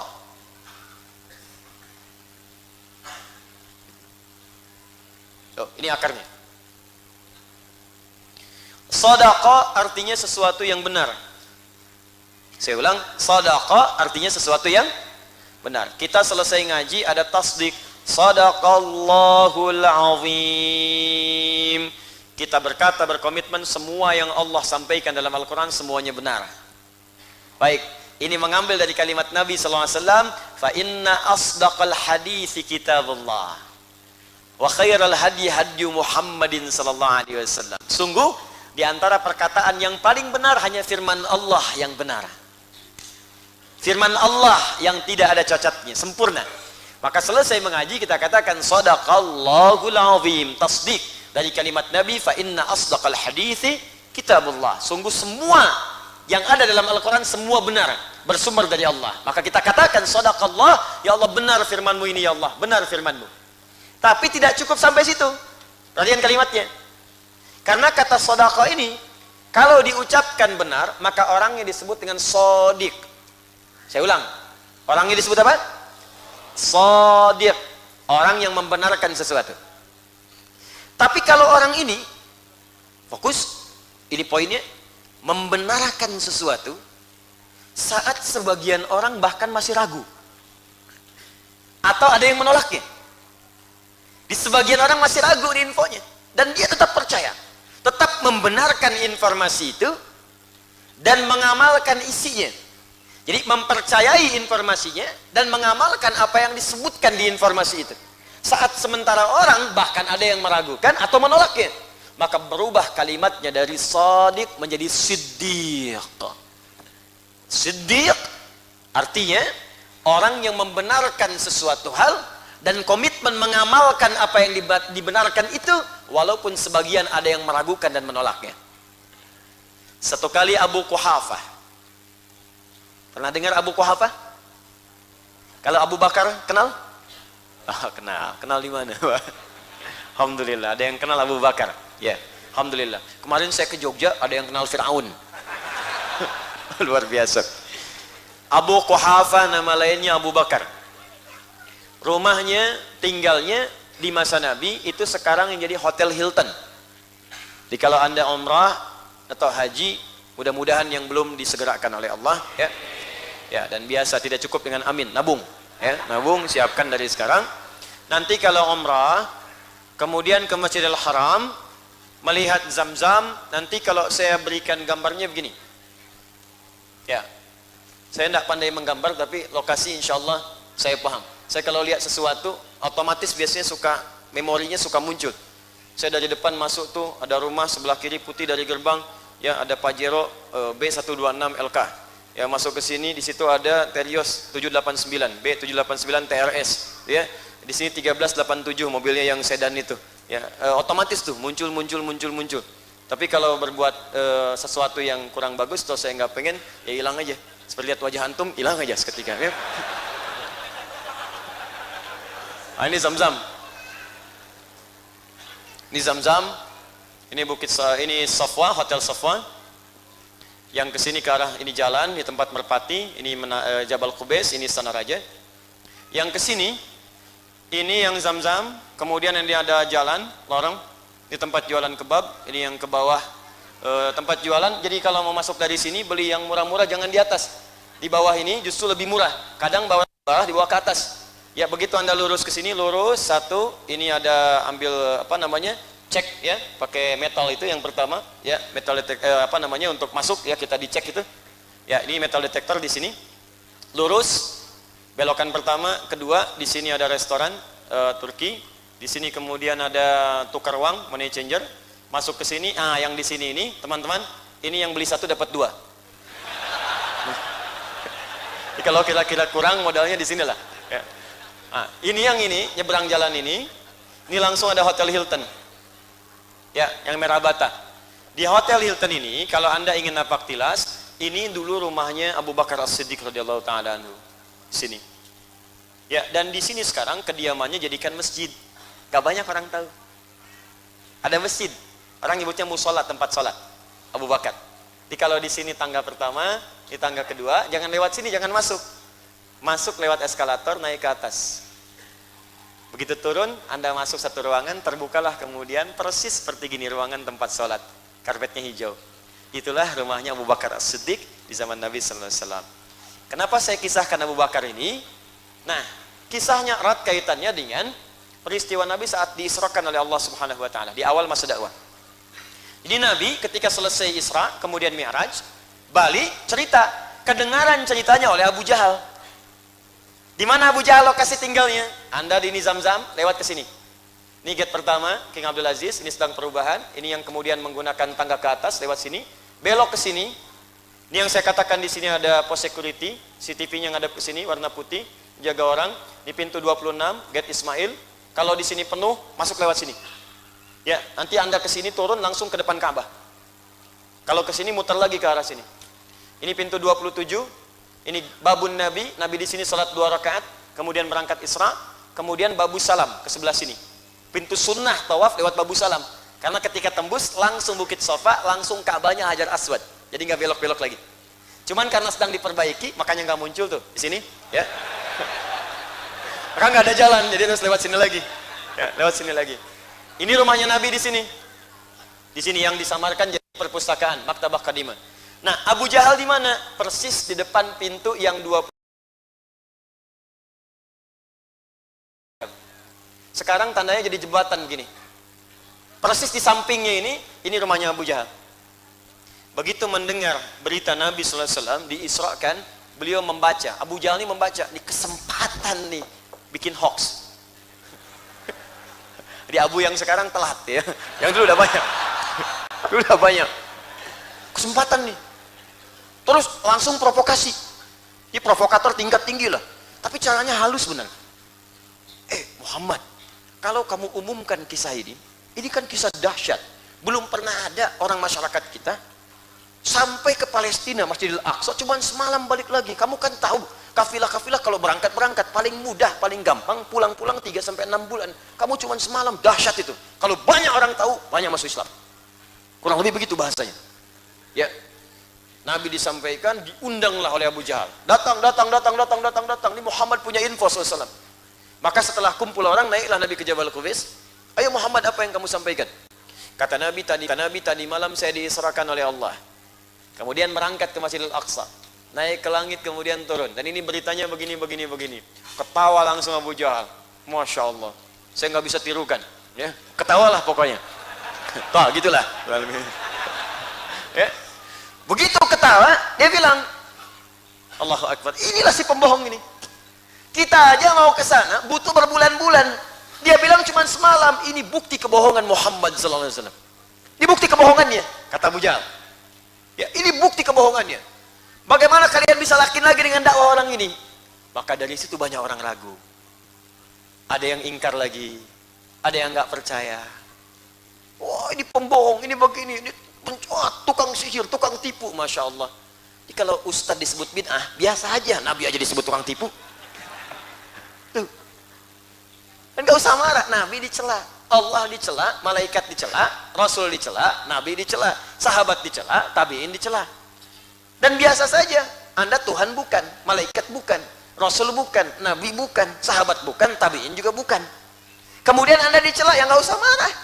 Kalau Anda dicela oleh orang yang buruk, ini berarti ada kebaikan dalam diri Anda yang tidak dimiliki oleh mereka. Ingat ya, Celaan dari orang buruk sebetulnya bukan celaan, tapi pengakuan yang Allah berikan dititipkan di lisan orang itu untuk menetapkan bahwa Anda berubah jadi baik. Anda biasa kumpul-kumpul di jalan, sekarang ikut ngaji. Lu teman Anda yang biasa kumpul mengatakan, "Oh, soleh, soleh." Padahal nama Anda misalnya Doni, kan? Katakan bukan, saya tetap Doni. Cuman sekarang ya berusaha untuk lebih baik. Oh, ahli surga, kan? Nah, itu kalimat itu ketika diucapkan oleh orang tadi, itu bukan celaan, sesungguhnya pengakuan langsung dari Allah dititipkan pada orang itu untuk menetapkan Anda sudah berubah menjadi baik. Karena orang baik itu hanya akan dicela oleh yang buruk. Itu rumusnya. Kalau Anda buruk, Anda akan dicela oleh orang yang baik untuk mengingatkan Anda supaya kembali jadi baik. Jadi kita ini nggak bebas dari celaan. Kata Al-Imam Asy-Syafi'i, hanya orang gila yang ingin bebas dari celaan. Karena nggak ada yang bebas dari celaan. Makanya berbahagialah ketika orang-orang jelek itu mencela Anda. Artinya ada kebaikan dalam diri Anda. Tapi Anda pun tidak harus bikin status. Alhamdulillah ada pengakuan dari Allah, sudah baik. Bikin semua ragu. Ada yang ingkar pada Nabi. Nabi dihujat habis-habisan. Kata Abu Jahal, tinggal satu orang lagi nih.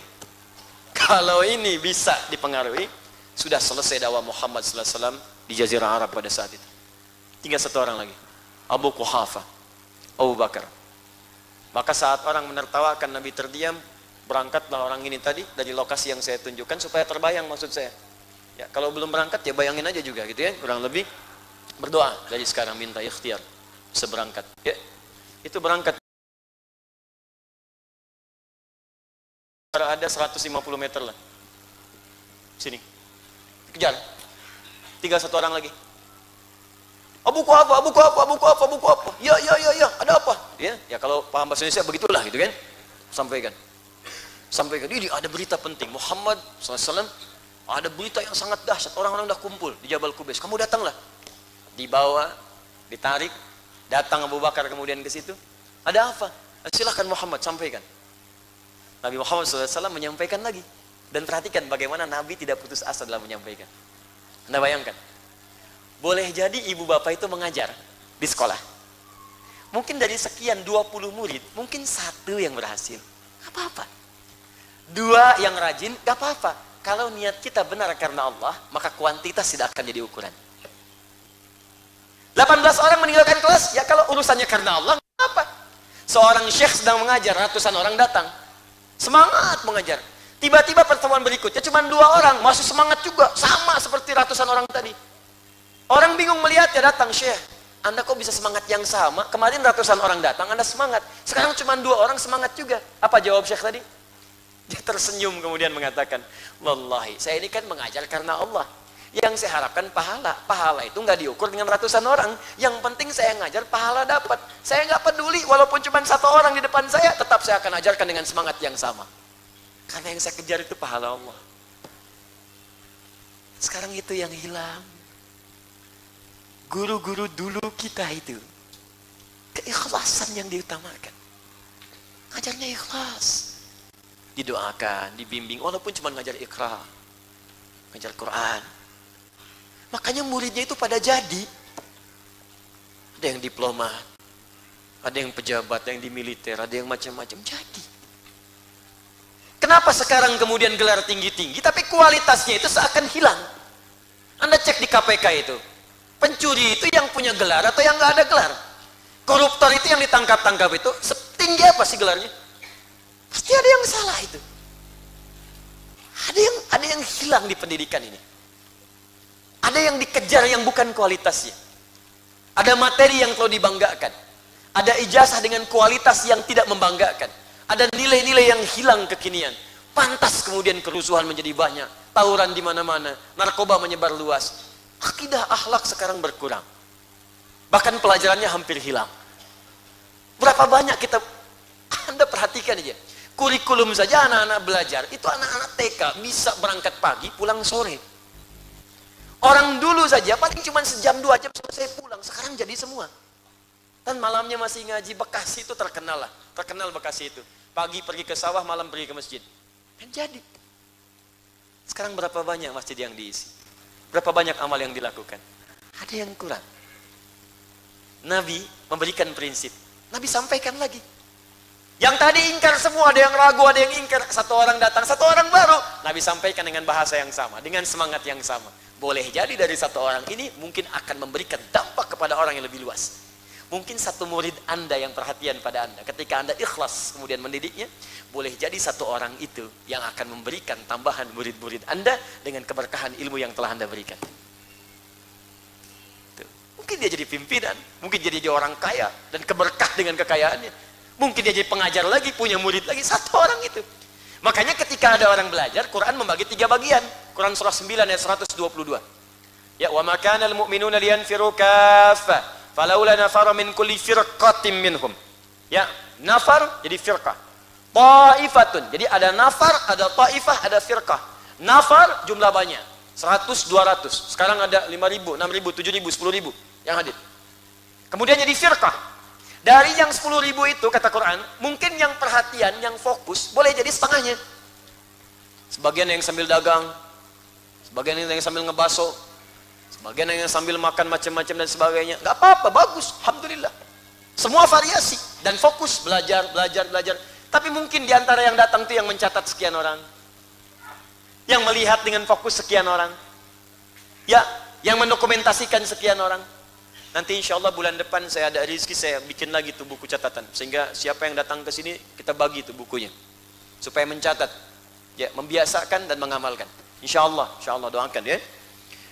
Baik, fokus. Nah, dari semua yang fokus ini, mungkin yang mengamalkan, yang berhasil, kata Allah, ta'ifah, segelintir. Makanya ranking 1 itu di sekolah selalu 1. Silakan cek. Gak ada ranking 1, 10 orang. Gak ada. Ranking 1 itu pasti 1. Jadi kalau ibu bapak mendapati di sekolah yang berhasil sekian, yang nilainya bagus, itu biasa saja. Tapi jangan cap juga. Ingat, jangan dicap orang-orang yang kurang, yang terlambat sebagai anak bodoh. Belum tentu, Bu, Pak. Kenapa? Karena nanti kisah Abu Bakar akan menginspirasi. Boleh jadi dengan persaksian Abu Bakar yang tadinya ragu jadi naik lagi, yakin semua. Boleh jadi dengan satu orang ini yang kita didik, yang kelihatan kurang-kurang itu justru mereka yang berkembang kemudian karena belajar dari yang tadi. Dan itu banyak terjadi. Orang yang tiba-tiba prestasinya di belakang, rankingnya dari 30 ranking ke 29. Ya, ada yang ranking 28, 25, tiba-tiba di kampusnya juara nomor 1 IPK 4. Tiba-tiba jadi pengusaha sukses. Tiba-tiba jadi macam-macam, itu bisa terjadi. Makanya ketika Abu Bakar datang, kata Abu Jahal, cerita lagi Muhammad, Nabi sampaikan dengan semangat yang sama, dengan keterangan yang serupa. Saya tadi malam diisrakan oleh Allah, berangkat ke Palestina, sholat kemudian di Baitul Maqdis, naik ke langit, balik lagi. Semua diam menunggu kesaksian Abu Bakar. Karena ini di antara orang yang sangat dihormati, disegani, dan sangat dekat dengan Nabi. Ini sangat disegani. Bahkan Bilal pun dibebaskan oleh beliau dengan izin Allah. Saya beli aja Bilal, daripada disiksa saya beli. Bebaskan langsung dari budak, merdeka. Sangat dihormati.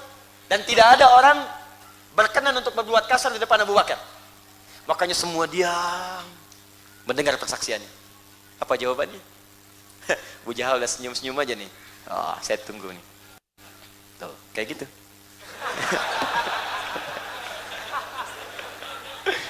Fokus. Ya provokator memang biasanya begitu. Nungguin pembuat hoax begitu, tinggal nunggu aja nih. Kadang bikin isu di media sosial, potong-potong video, gitu kan?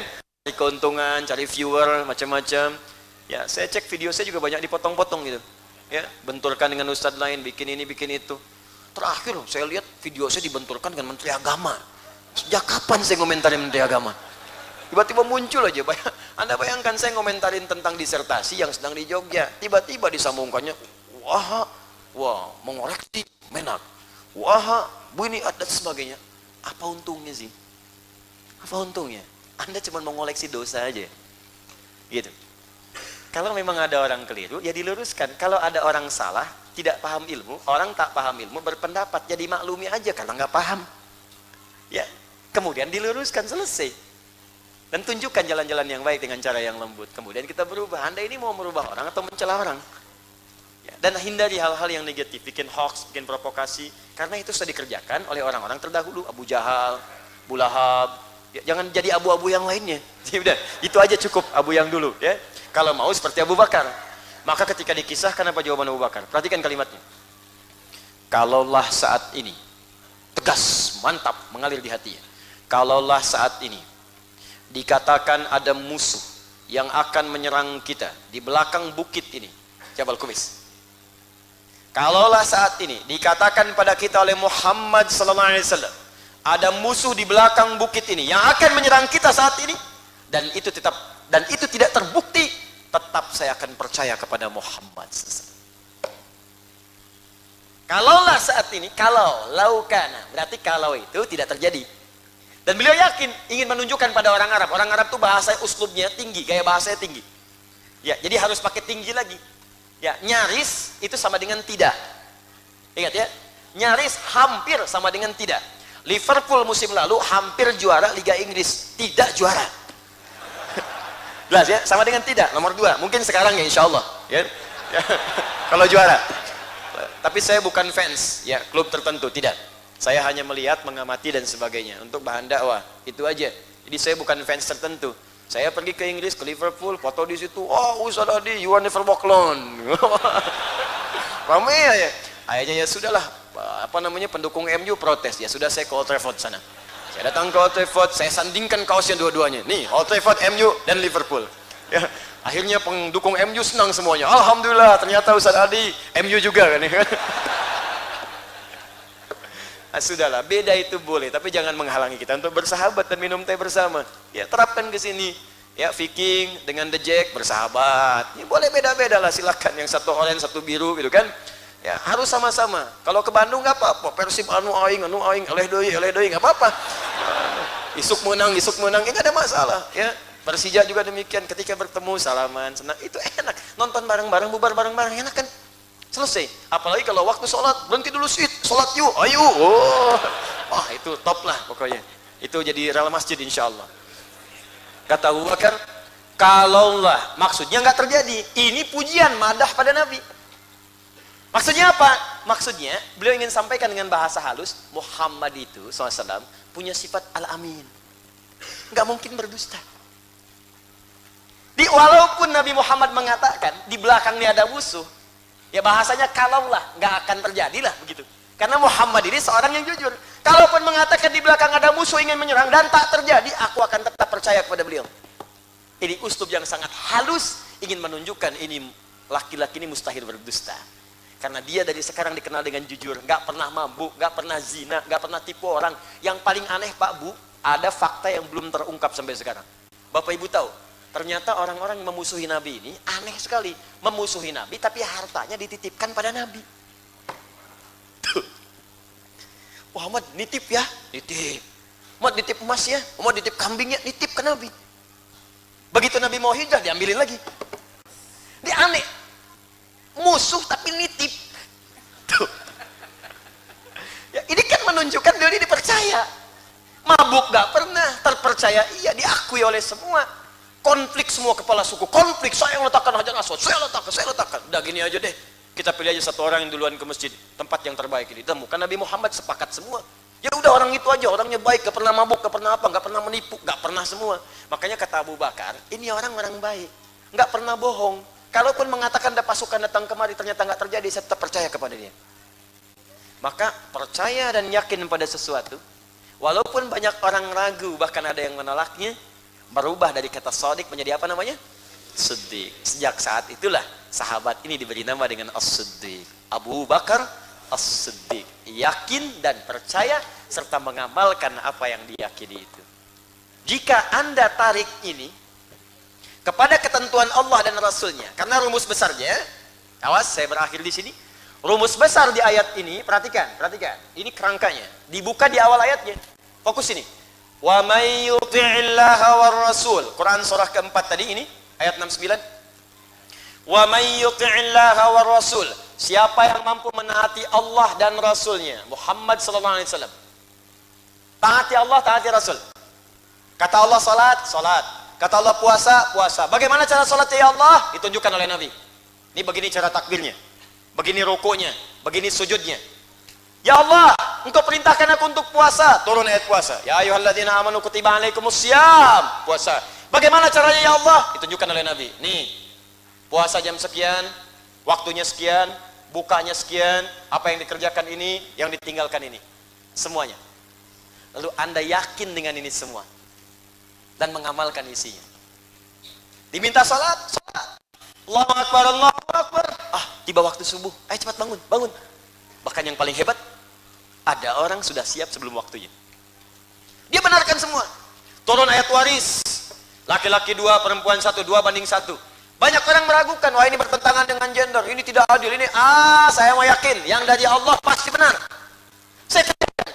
Warisan 2:1, 2:1.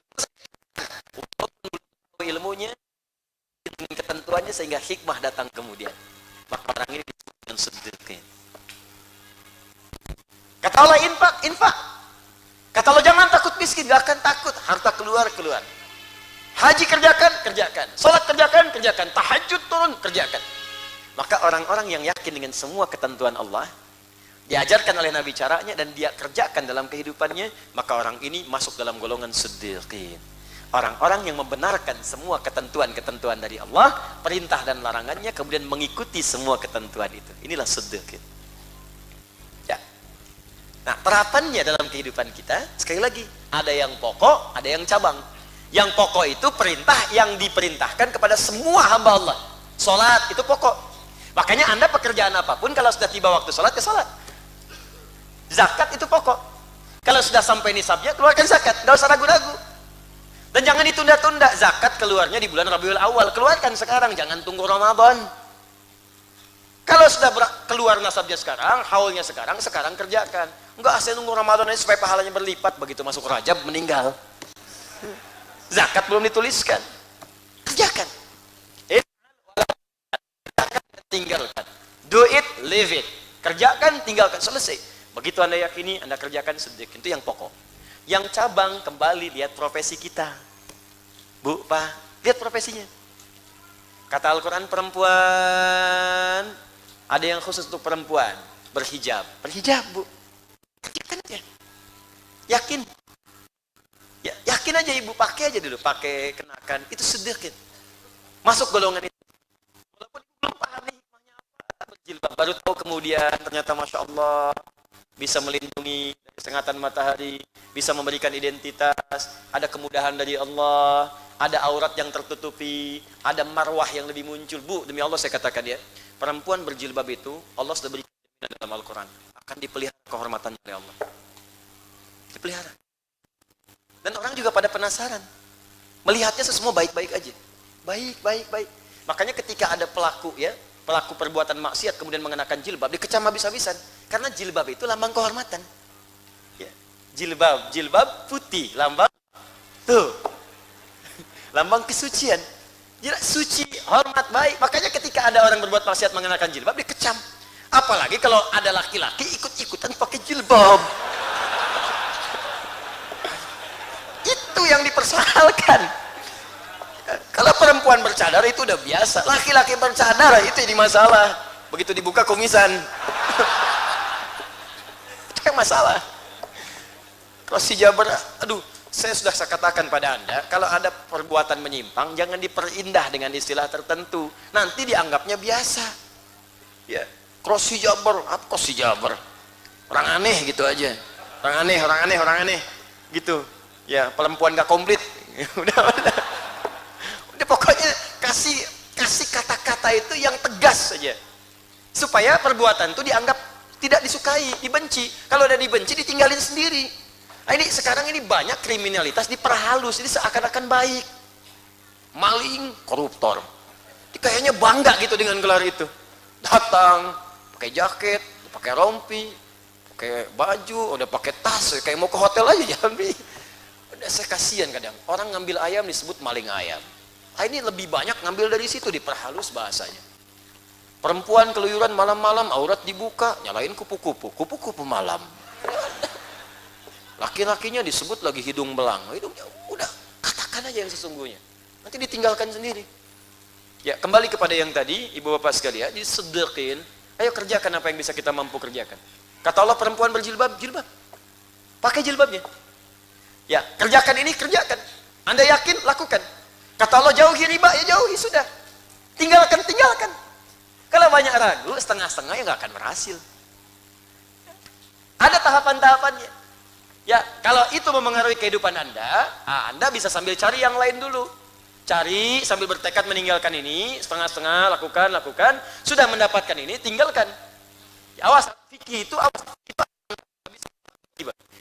Menghukumi masalah fikih dengan bab akidah itu akan berbeda. Hati-hati, ini banyak sekarang orang menilai fikih dengan akidah yang nggak akan sama. Akidah itu udah pasti, udah usul di situ. Tapi nggak bisa hukum akidah dipakai untuk menjawab masalah fikih, nggak akan nyambung, Joni. Ya, beda. Ya tahapannya lain di situ. Akidah tidak ada fleksibilitas, fikih ada fleksibilitas. Akidah hitam putih.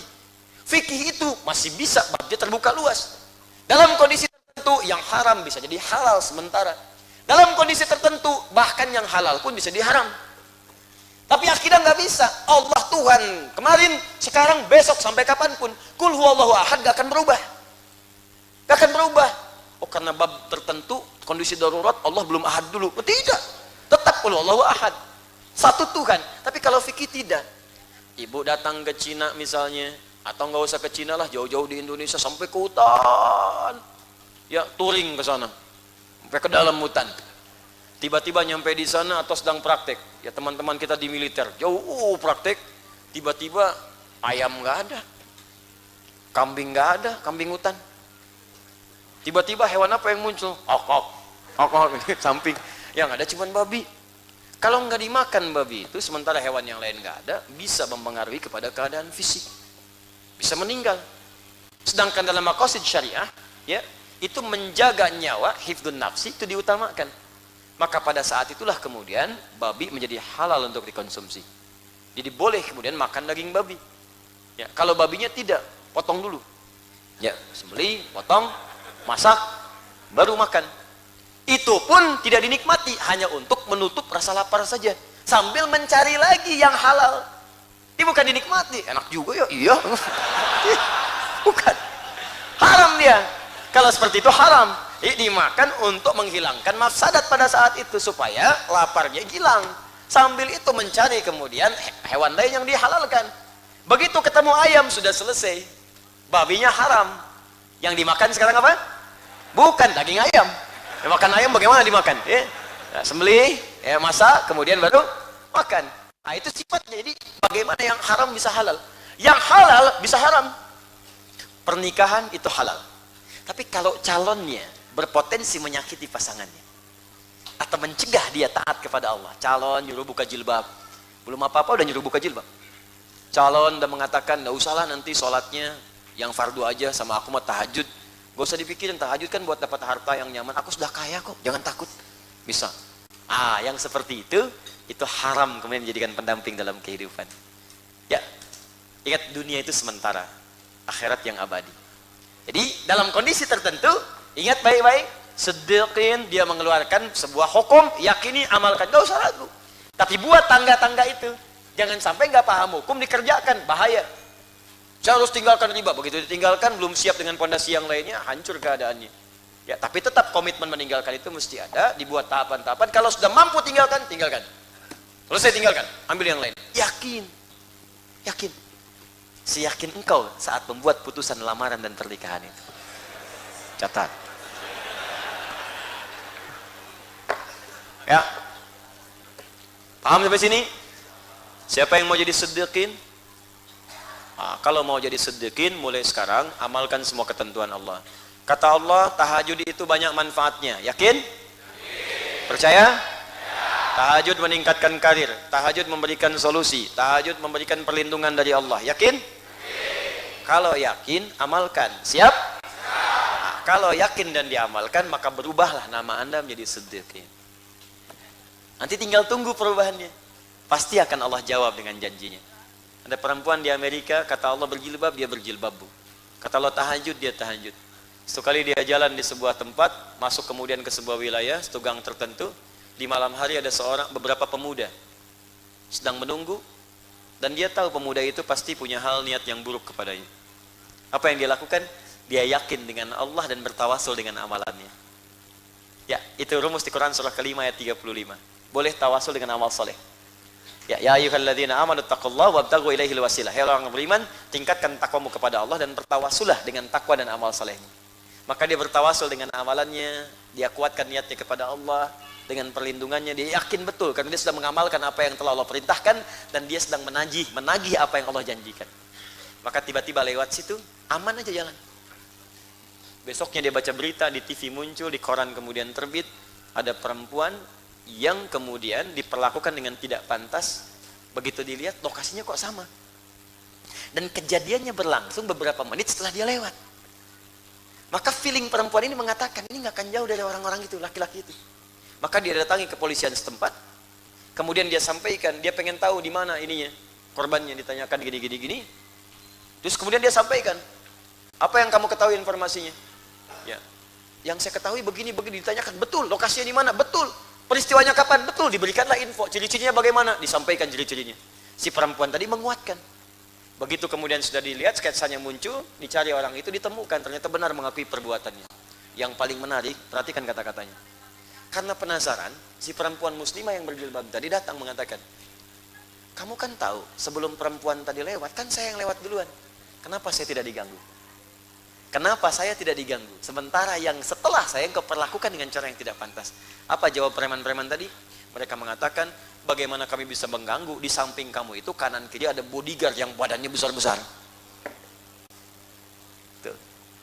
Wa ramaita idh ramaita walakinnallaha rama. Ya, bukan kau yang melempar, tapi Allah yang memberikan perlindungan.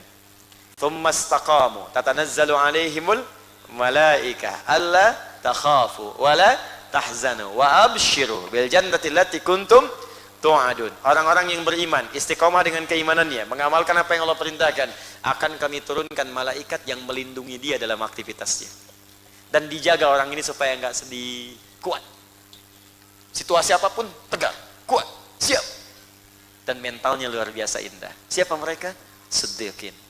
Maka sekarang berlatih dengan amal soleh. Keluarkan amalan-amalannya, yakin dengan Allah, yakin dengan petunjuk Rasul, kerjakan dengan baik. Nanti Anda akan lihat bagaimana itu akan berubah diri kita dalam kehidupan.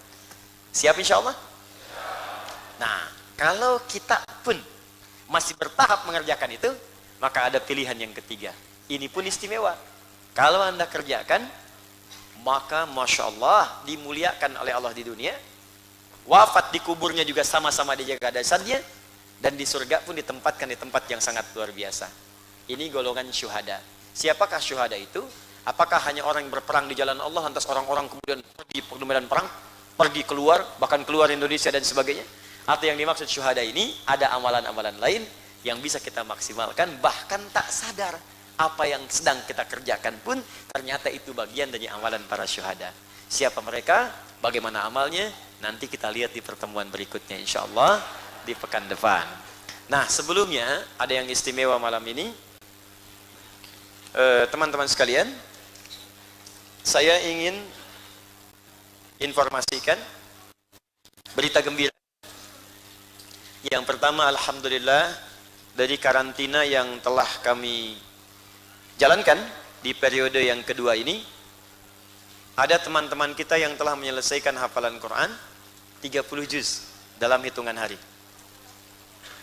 Di Ikhwan ada Muhammad Hafiz Habibullah. Nah, boleh berdiri? Ada orangnya? Boleh, silakan. Ini 16 tahun dari Padang. Berniat menghafal Quran, datang kemari. Alhamdulillah hafal Quran dalam 15 hari. Ini ya. Anwar T. Lohor. Ada orangnya? Masya Allah. Ya, 26 tahun dari Makassar. Ya, datang kemari menghafal Quran, alhamdulillah hafal 30 juz dalam 22 hari. Anwar. Faiz Sahal. Faiz, mana Faiz? Masya Allah. 19 tahun usianya, dari Bekasi. Bekasi. Alhamdulillah hafal Quran dalam 24 hari. Ya, ada akhwat perempuan. Nggak usah nengok, orangnya nggak ada di sini. Nggak ada. Ya, memang sengaja disimpan ya supaya tidak ada wajah-wajah di depan ini. Ya. Akhwat baru 19 tahun dari Bandar Lampung. Alhamdulillah hafal Quran dalam 18 hari 30 juz. Nisrina Ghafni Fatur Rahman, akhwat 12 tahun dari Serang, hafal Quran dalam 20 hari. Ya, alhamdulillah malam ini spesial, kita juga dikunjungi oleh Bapak dan Rem. Ya, mohon izin dan bisa bersama di sini. Ya, Bapak Susilo, ini dan Rem yang beliau membina mengawasi dan juga membimbing 5 wilayah. Tadi 5 wilayah di Bekasi ini. Boleh pinjam mic-nya lagi? Ada mic? 5 wilayah di Kabupaten Bekasi, Kota Bekasi, Depok, Jakarta Timur, dan Jakarta Selatan. Ya. Dan beliau juga termasuk yang senang mengaji. Masya Allah ya. Silakan. Dan ini dari kecil mengaji. Ya, ikhlas dan ya. Tamat, Masya Allah. Anda bayangkan tuh dari mengaji dan saya spesial. Tapi ini rahasia kami saja. Berdua di sini karena saya tahu beliau akan datang, maka saya pun juga meminta kepada guru yang pernah mengajarkannya untuk hadir. Tapi ini spesial kami saja di sini. Malam ini saya senang ya karena beliau datang dan berkunjung, bahkan Masya Allah hadir juga dengan seragam yang masih lengkap beliau kenakan. Dan mudah-mudahan kita doakan seragam ini akan menjadi saksi di hadapan Allah Subhanahu wa taala ya atas perjuangan beliau menjaga bangsa, ya, menjaga negara dan juga saat yang bersamaan untuk beribadah kepada Allah Subhanahu wa taala. Kita doakan ya kalau ada menyimak saat ini Pak Panglima, ini diantara prajurit yang terbaik yang kami dapati saat ini, dan mudah-mudahan kita berdoa kepada Allah, karirnya juga dilancarkan oleh Allah dan bisa berkontribusi positif ya, kontribusi positif khususnya untuk bangsa dan negara insyaallah. Ya, takbir. Sebelum beliau menyampaikan sesuatu, saya ingin beliau memberikan dulu ya penghargaan khusus kepada teman-teman ini yang 3. Saya khusus berikan satu plakat yang tidak pernah saya berikan kepada sebelum-sebelumnya, dan plakat ini langsung akan diserahkan oleh Bapak Danrem, Bapak Susilo kepada adik-adik kita ini ya. Dipersilahkan. Dan sebelumnya kalau mic-nya nggak usah dikasihkan nanti. Yang satu-satu silakan. Izin satu-satu. Mas Fadil dipegang satu-satu. Satu yang ini dulu. Nah, silakan. Boleh dibuka kalau mau, ada isinya enggak? Masya Allah ya. Quran Sunnah Solution. Baik. Silakan selanjutnya. Baik, yang ini Anwar Tek Lohor, ya belum asar. Dari Makassar. Ya, Masya Allah. Kemudian Faiz Sahal. Faiz atau kebalik ini yang Faiz. Oh itu ya, Faiz dari Bekasi, 19 tahun. Masya Allah, 24 hari hafal Quran. Baik, sudah menikah? Belum ya? Insya Allah ya. Ini seluruhnya. Baik, yang sedang menghafal ada 19 ya. Untuk ikhwan yang sekarang selesai ini belum selesai 30 hari. Sekarang masuk hari ke-22. 2 perempuan. Baik. Diperbolehkan ada sedikit dari saya, tapi nanti bisa 1 orang 2 juta. Oh, Masya Allah. Ini Danrem luar biasa nih. Beliau ingin memberikan tambahan, Ustaz, plakat kurang lengkap. Saya ingin berikan khusus dari saya, 1 orang mendapatkan 2 juta rupiah. Masya Allah, ini luar biasa. Takbir. Baik, kalau begitu saya pun ingin berikan hadiah kepada Danrem. Ya, supaya lengkap kita. Karena ini menghafal Quran pasti ada mushaf. Saya pun ingin berikan hadiah kepada Danrem. Danrem membawahi 5 kodim Pak ya. Seperti tadi. Baik, masing-masing kodim saya berikan hadiah 200 mushaf. 1000. Dan untuk koremnya di bawah 500. Jadi kita berikan 1500 mushaf insyaallah. Yang mudah-mudahan bisa digunakan untuk aktivitas keseharian insyaallah. Ya, dan spesial untuk Danremnya nanti ada satu waktu khusus yang saya berangkat untuk menunaikan ibadah umrah. Insyaallah saya berikan spesial untuk Danrem dan istrinya bersama guru ngajinya. Insyaallah kita akan berangkat sama-sama menunaikan ibadah umrah. Baik. Ya, kalau mau bayar juga boleh. Spesial. Nanti ada waktu kita berangkat di sesi selanjutnya. Tapi nanti penghafal Quran antum ya insyaallah yang sedang kita susunkan. Sementara itu yang saya sampaikan, antum tetap murojaah. Karena ini baru tahap pertama. Tahap keduanya murojaah, tahap ketiganya dengan nomor. Karena nanti alumni karantina itu kita desain hafal Quran, bukan cuma hafal, tapi nanti dengan nomornya, dengan letaknya di mushaf, dan terakhir nanti kalau berprestasi kita kirimkan keluar untuk kuliah. Dan ya, sekarang ada yang kuliah di Sudan, ya itu alumni yang kemarin, ya ada yang di Istanbul, ada kemudian juga yang di Mesir. Insya Allah kita kirimkan dan beasiswa sifatnya. Ya, jadi kalau anda mau ikutan silakan menghafal. Ada yang 64 tahun juga ada. Ya, 64 tahun. Nenek 64 tahun ikut. Ada yang 43 tahun. Ada yang 40 tahun. Ya, tapi saja, kalau kuliah mungkin sudah lewat waktunya. Ya. Baik, itu insya Allah nanti Anda akan lihat bagaimana ketika 43 tahun, 40 tahun, 63 tahun bisa hafal 30 juz, maka Anda ada di mana pada saat itu. Baik, kita berikan barangkali waktu jika ingin menyampaikan sesuatu dan cukup. Baik, silahkan dipersilahkan kembali ke tempat masing-masing. Mana teman-teman musyawarah?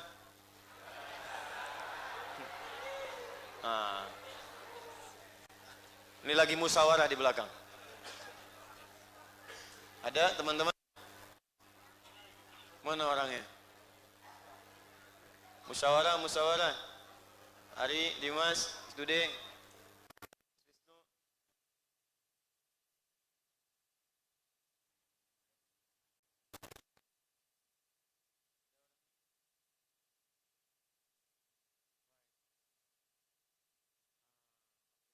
Sama kita, ini Mas Dude. Ini Mas Dimas Seto. Ayo, salam wabarakatuh. Mana lagi? Mas, sini Mas. Nih. Ini. Debu. Ini Mas Ari. Ya, masih untung alhamdulillah. So, teman-teman sekalian, seperti saya pernah sampaikan, teman ini boleh maju ke depan, silakan.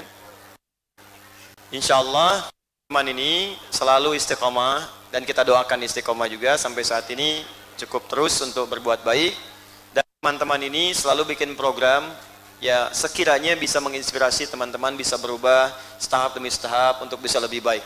Alhamdulillah kemarin teman-teman berangkat ke yang di Lombok ya, kemudian ke Palu, terakhir kemarin kemana? NTB ya. Baik, di Pontianak, di Jambi ya, jadi membawa pesan-pesan kebaikan-kebaikan, kemudian perubahan-perubahan. Saya ingin tunjukkan bagaimana, Masya Allah, ini teman-teman kalau percaya nggak percaya, mereka menghafal Quran juga. Betul, saya serius. Mas Adi, sini Mas Adi. Adi, sini. Ini begini, ini menghafal Quran, ya kan? Oh iya. Bahkan keinginan berubahnya dituliskan di kaosnya. Hijrah. Ya, dan Masya Allah saya tidak menduga gitu. Ya, saya atau apa? Al-Mulk Anda bayangkan. Al-Mulk. Nggak percaya? Saya tes nih. Ini kita nggak pernah janjian. Ya. Atau mau dengan Amil? Dengan Amil sambung ayat. Afwan Ustaz, kalau sama Amil saya takut umroh lagi Ustaz. Al-Mulk Mas. Bismillah.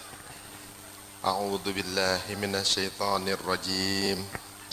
Bismillahirrahmanirrahim. Tabarakalladzi biyadihil mulku wa huwa ala kulli syai'in qadir.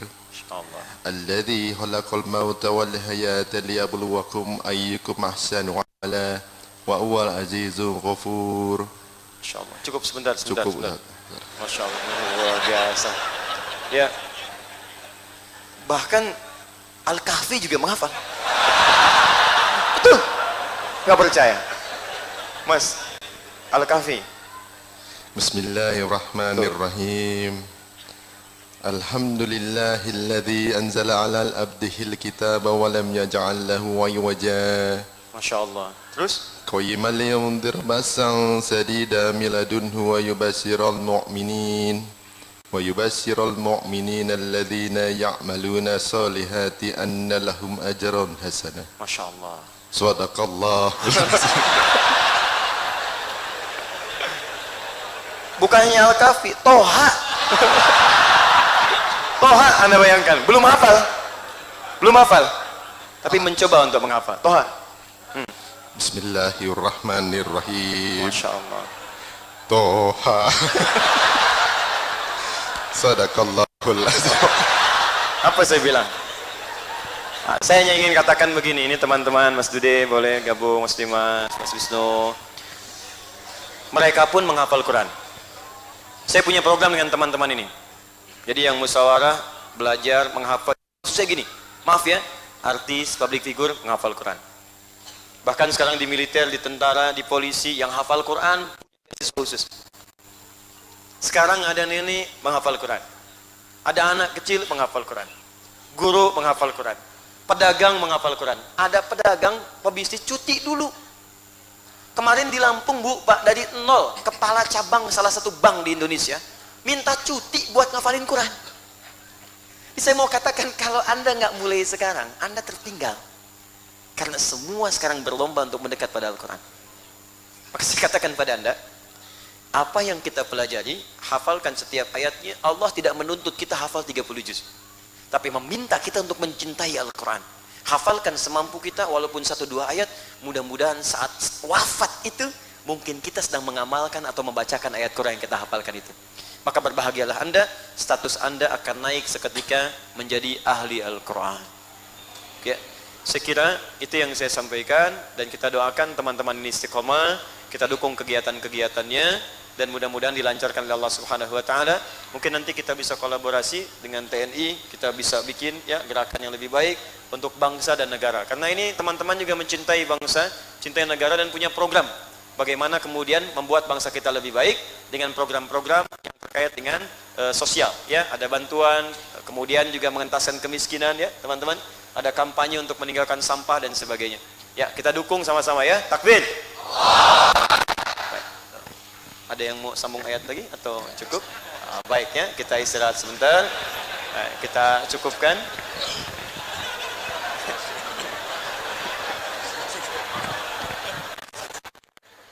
Sudah?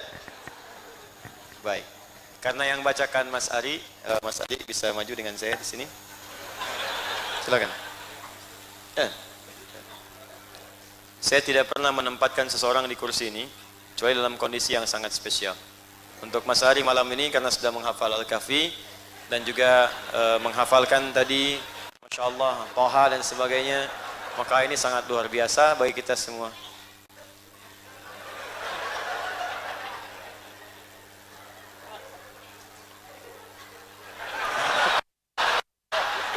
Ya, kita doakan beliau istiqomah ya, dengan hijrah fest yang dikerjakan. Mas Ari istiqomah ya. Ya, sudah, mana? Jazakallah khair. Bismillah. Ini yang saya sampaikan. Izin kita ada satu sesi lagi untuk pekan depan. Setelah pekan depan berikutnya, saya mungkin sedang berada di luar negeri, jadi kita nanti akan tersambung dari luar untuk tayangan live kita. Terakhir pengumuman dari kami, kita sekarang sedang dalam tahap akuisisi untuk lahan Islamic Center yang sedang kita akan mulai wujudkan. Jadi teman-teman sekalian, maketnya sudah ada semuanya, sudah sempurna insya Allah, maksudnya sudah dibuat dengan jelas. Tinggal nanti begitu lahannya sudah selesai, kita akan langsung lakukan pembangunan. Dan yang pertama kita akan bangun sesuai request dari teman-teman adalah pesantren dan laboratorium Al-Quran. Ya, didoakan mudah-mudahan insya Allah mulai awal tahun depan kita akan segera bisa bangun itu. Di mana lokasi tepatnya? Ya, di daerah Jawa Barat, ya, di daerah Bandung. Tapi tempat spesifiknya saya belum beritahu sekarang. Khawatirnya nanti ya banyak spekulan-spekulan yang tidak jelas, nantinya malah berpengaruh kepada keadaan kita nantinya. Ya, itu yang kedua. Yang terakhir, ingat ya, catat waktunya.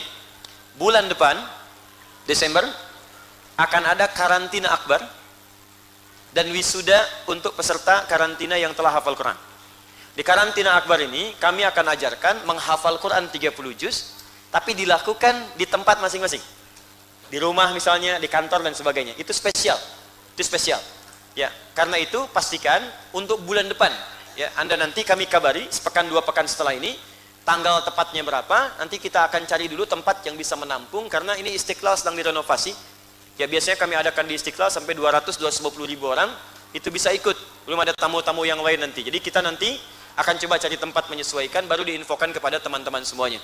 Jadi pastikan nanti yang belum punya MZN, yang Mushaf At-Taisir, teman-teman sekalian, nanti kalau ini terbatas tinggal ada 5.000 atau berapa lagi gitu, nanti kita akan coba siapkan, mudah-mudahan ada bentuk digital atau yang lainnya bagi yang belum sampai mendapatkan itu semua. Ya, terima kasih. Semoga Allah muliakan kita semua. Allahumma taqabbal minna innaka antas samiul alim. Tub alaina innaka antat tawwabur rahim. Allahumma 'allimna ma yanfa'una. وعلمنا يا الله ما جهلنا ووفقنا بما تعلمنا به لنعمل به يا أرحم الراحمين ربنا لا تدع لنا في مقامنا هذا وفي كل مقام ذنبا إلا غفرته ولا هما إلا فرجته ولا دينا إلا قضيته ولا مريضا إلا شفيته ولا حاجة من حوائج الدنيا والآخرة فيها لك رضا وفيها لنا الصلاح إلا قضيتها يا أرحم الراحمين. ربنا آتنا في الدنيا حسنة وفي الآخرة حسنة وقنا عذاب النار بفضلك سبحان ربك رب العزة عما يصفون وسلام على المرسلين سبحانك اللهم وبحمدك أشهد أن لا إله إلا أنت أستغفرك ونتوب إليك وآخر دعوانا أن الحمد لله رب العالمين. Itu yang seragam-seragam, ibu dari mana? Dari Jambi, Masya Allah. Pakai apa ke sini? Pesawat, Masya Allah. Ke sini langsung. Oh, luar biasa. Berapa orang, Bu? 6 orang. 26 orang, 26. Tolong panitia, ada panitia di sini? Panitia ya? Tolong disiapkan buku saya. Ya, tolong yang At-Taisir, yang juz 30 untuk ibu. Kemudian ada buku ya, nanti hubungi di bagian buku ya. Ada buku yang pengantin as-sunnah ya, ada juga yang bahagia, ada yang Idul Adha. Tolong disiapkan masing-masing satu paket. 26 orang ini akan menerima masing-masing satu paket nanti ya, yang ibu insya Allah bawa ke Jambi ya. Baik, mudah-mudahan ibu dimuliakan oleh Allah Subhanahu wa taala. Baik, ibu tinggal di mana, menginap di mana? Oh, mangga sebesar apa itu? Ya. Baik, baik. Mudah-mudahan lancar Bu ya, semuanya insya Allah. Dan nanti kapan-kapan saya ke Jambi dengan izin Allah Subhanahu Wa Taala. Assalamualaikum warahmatullahi wabarakatuh.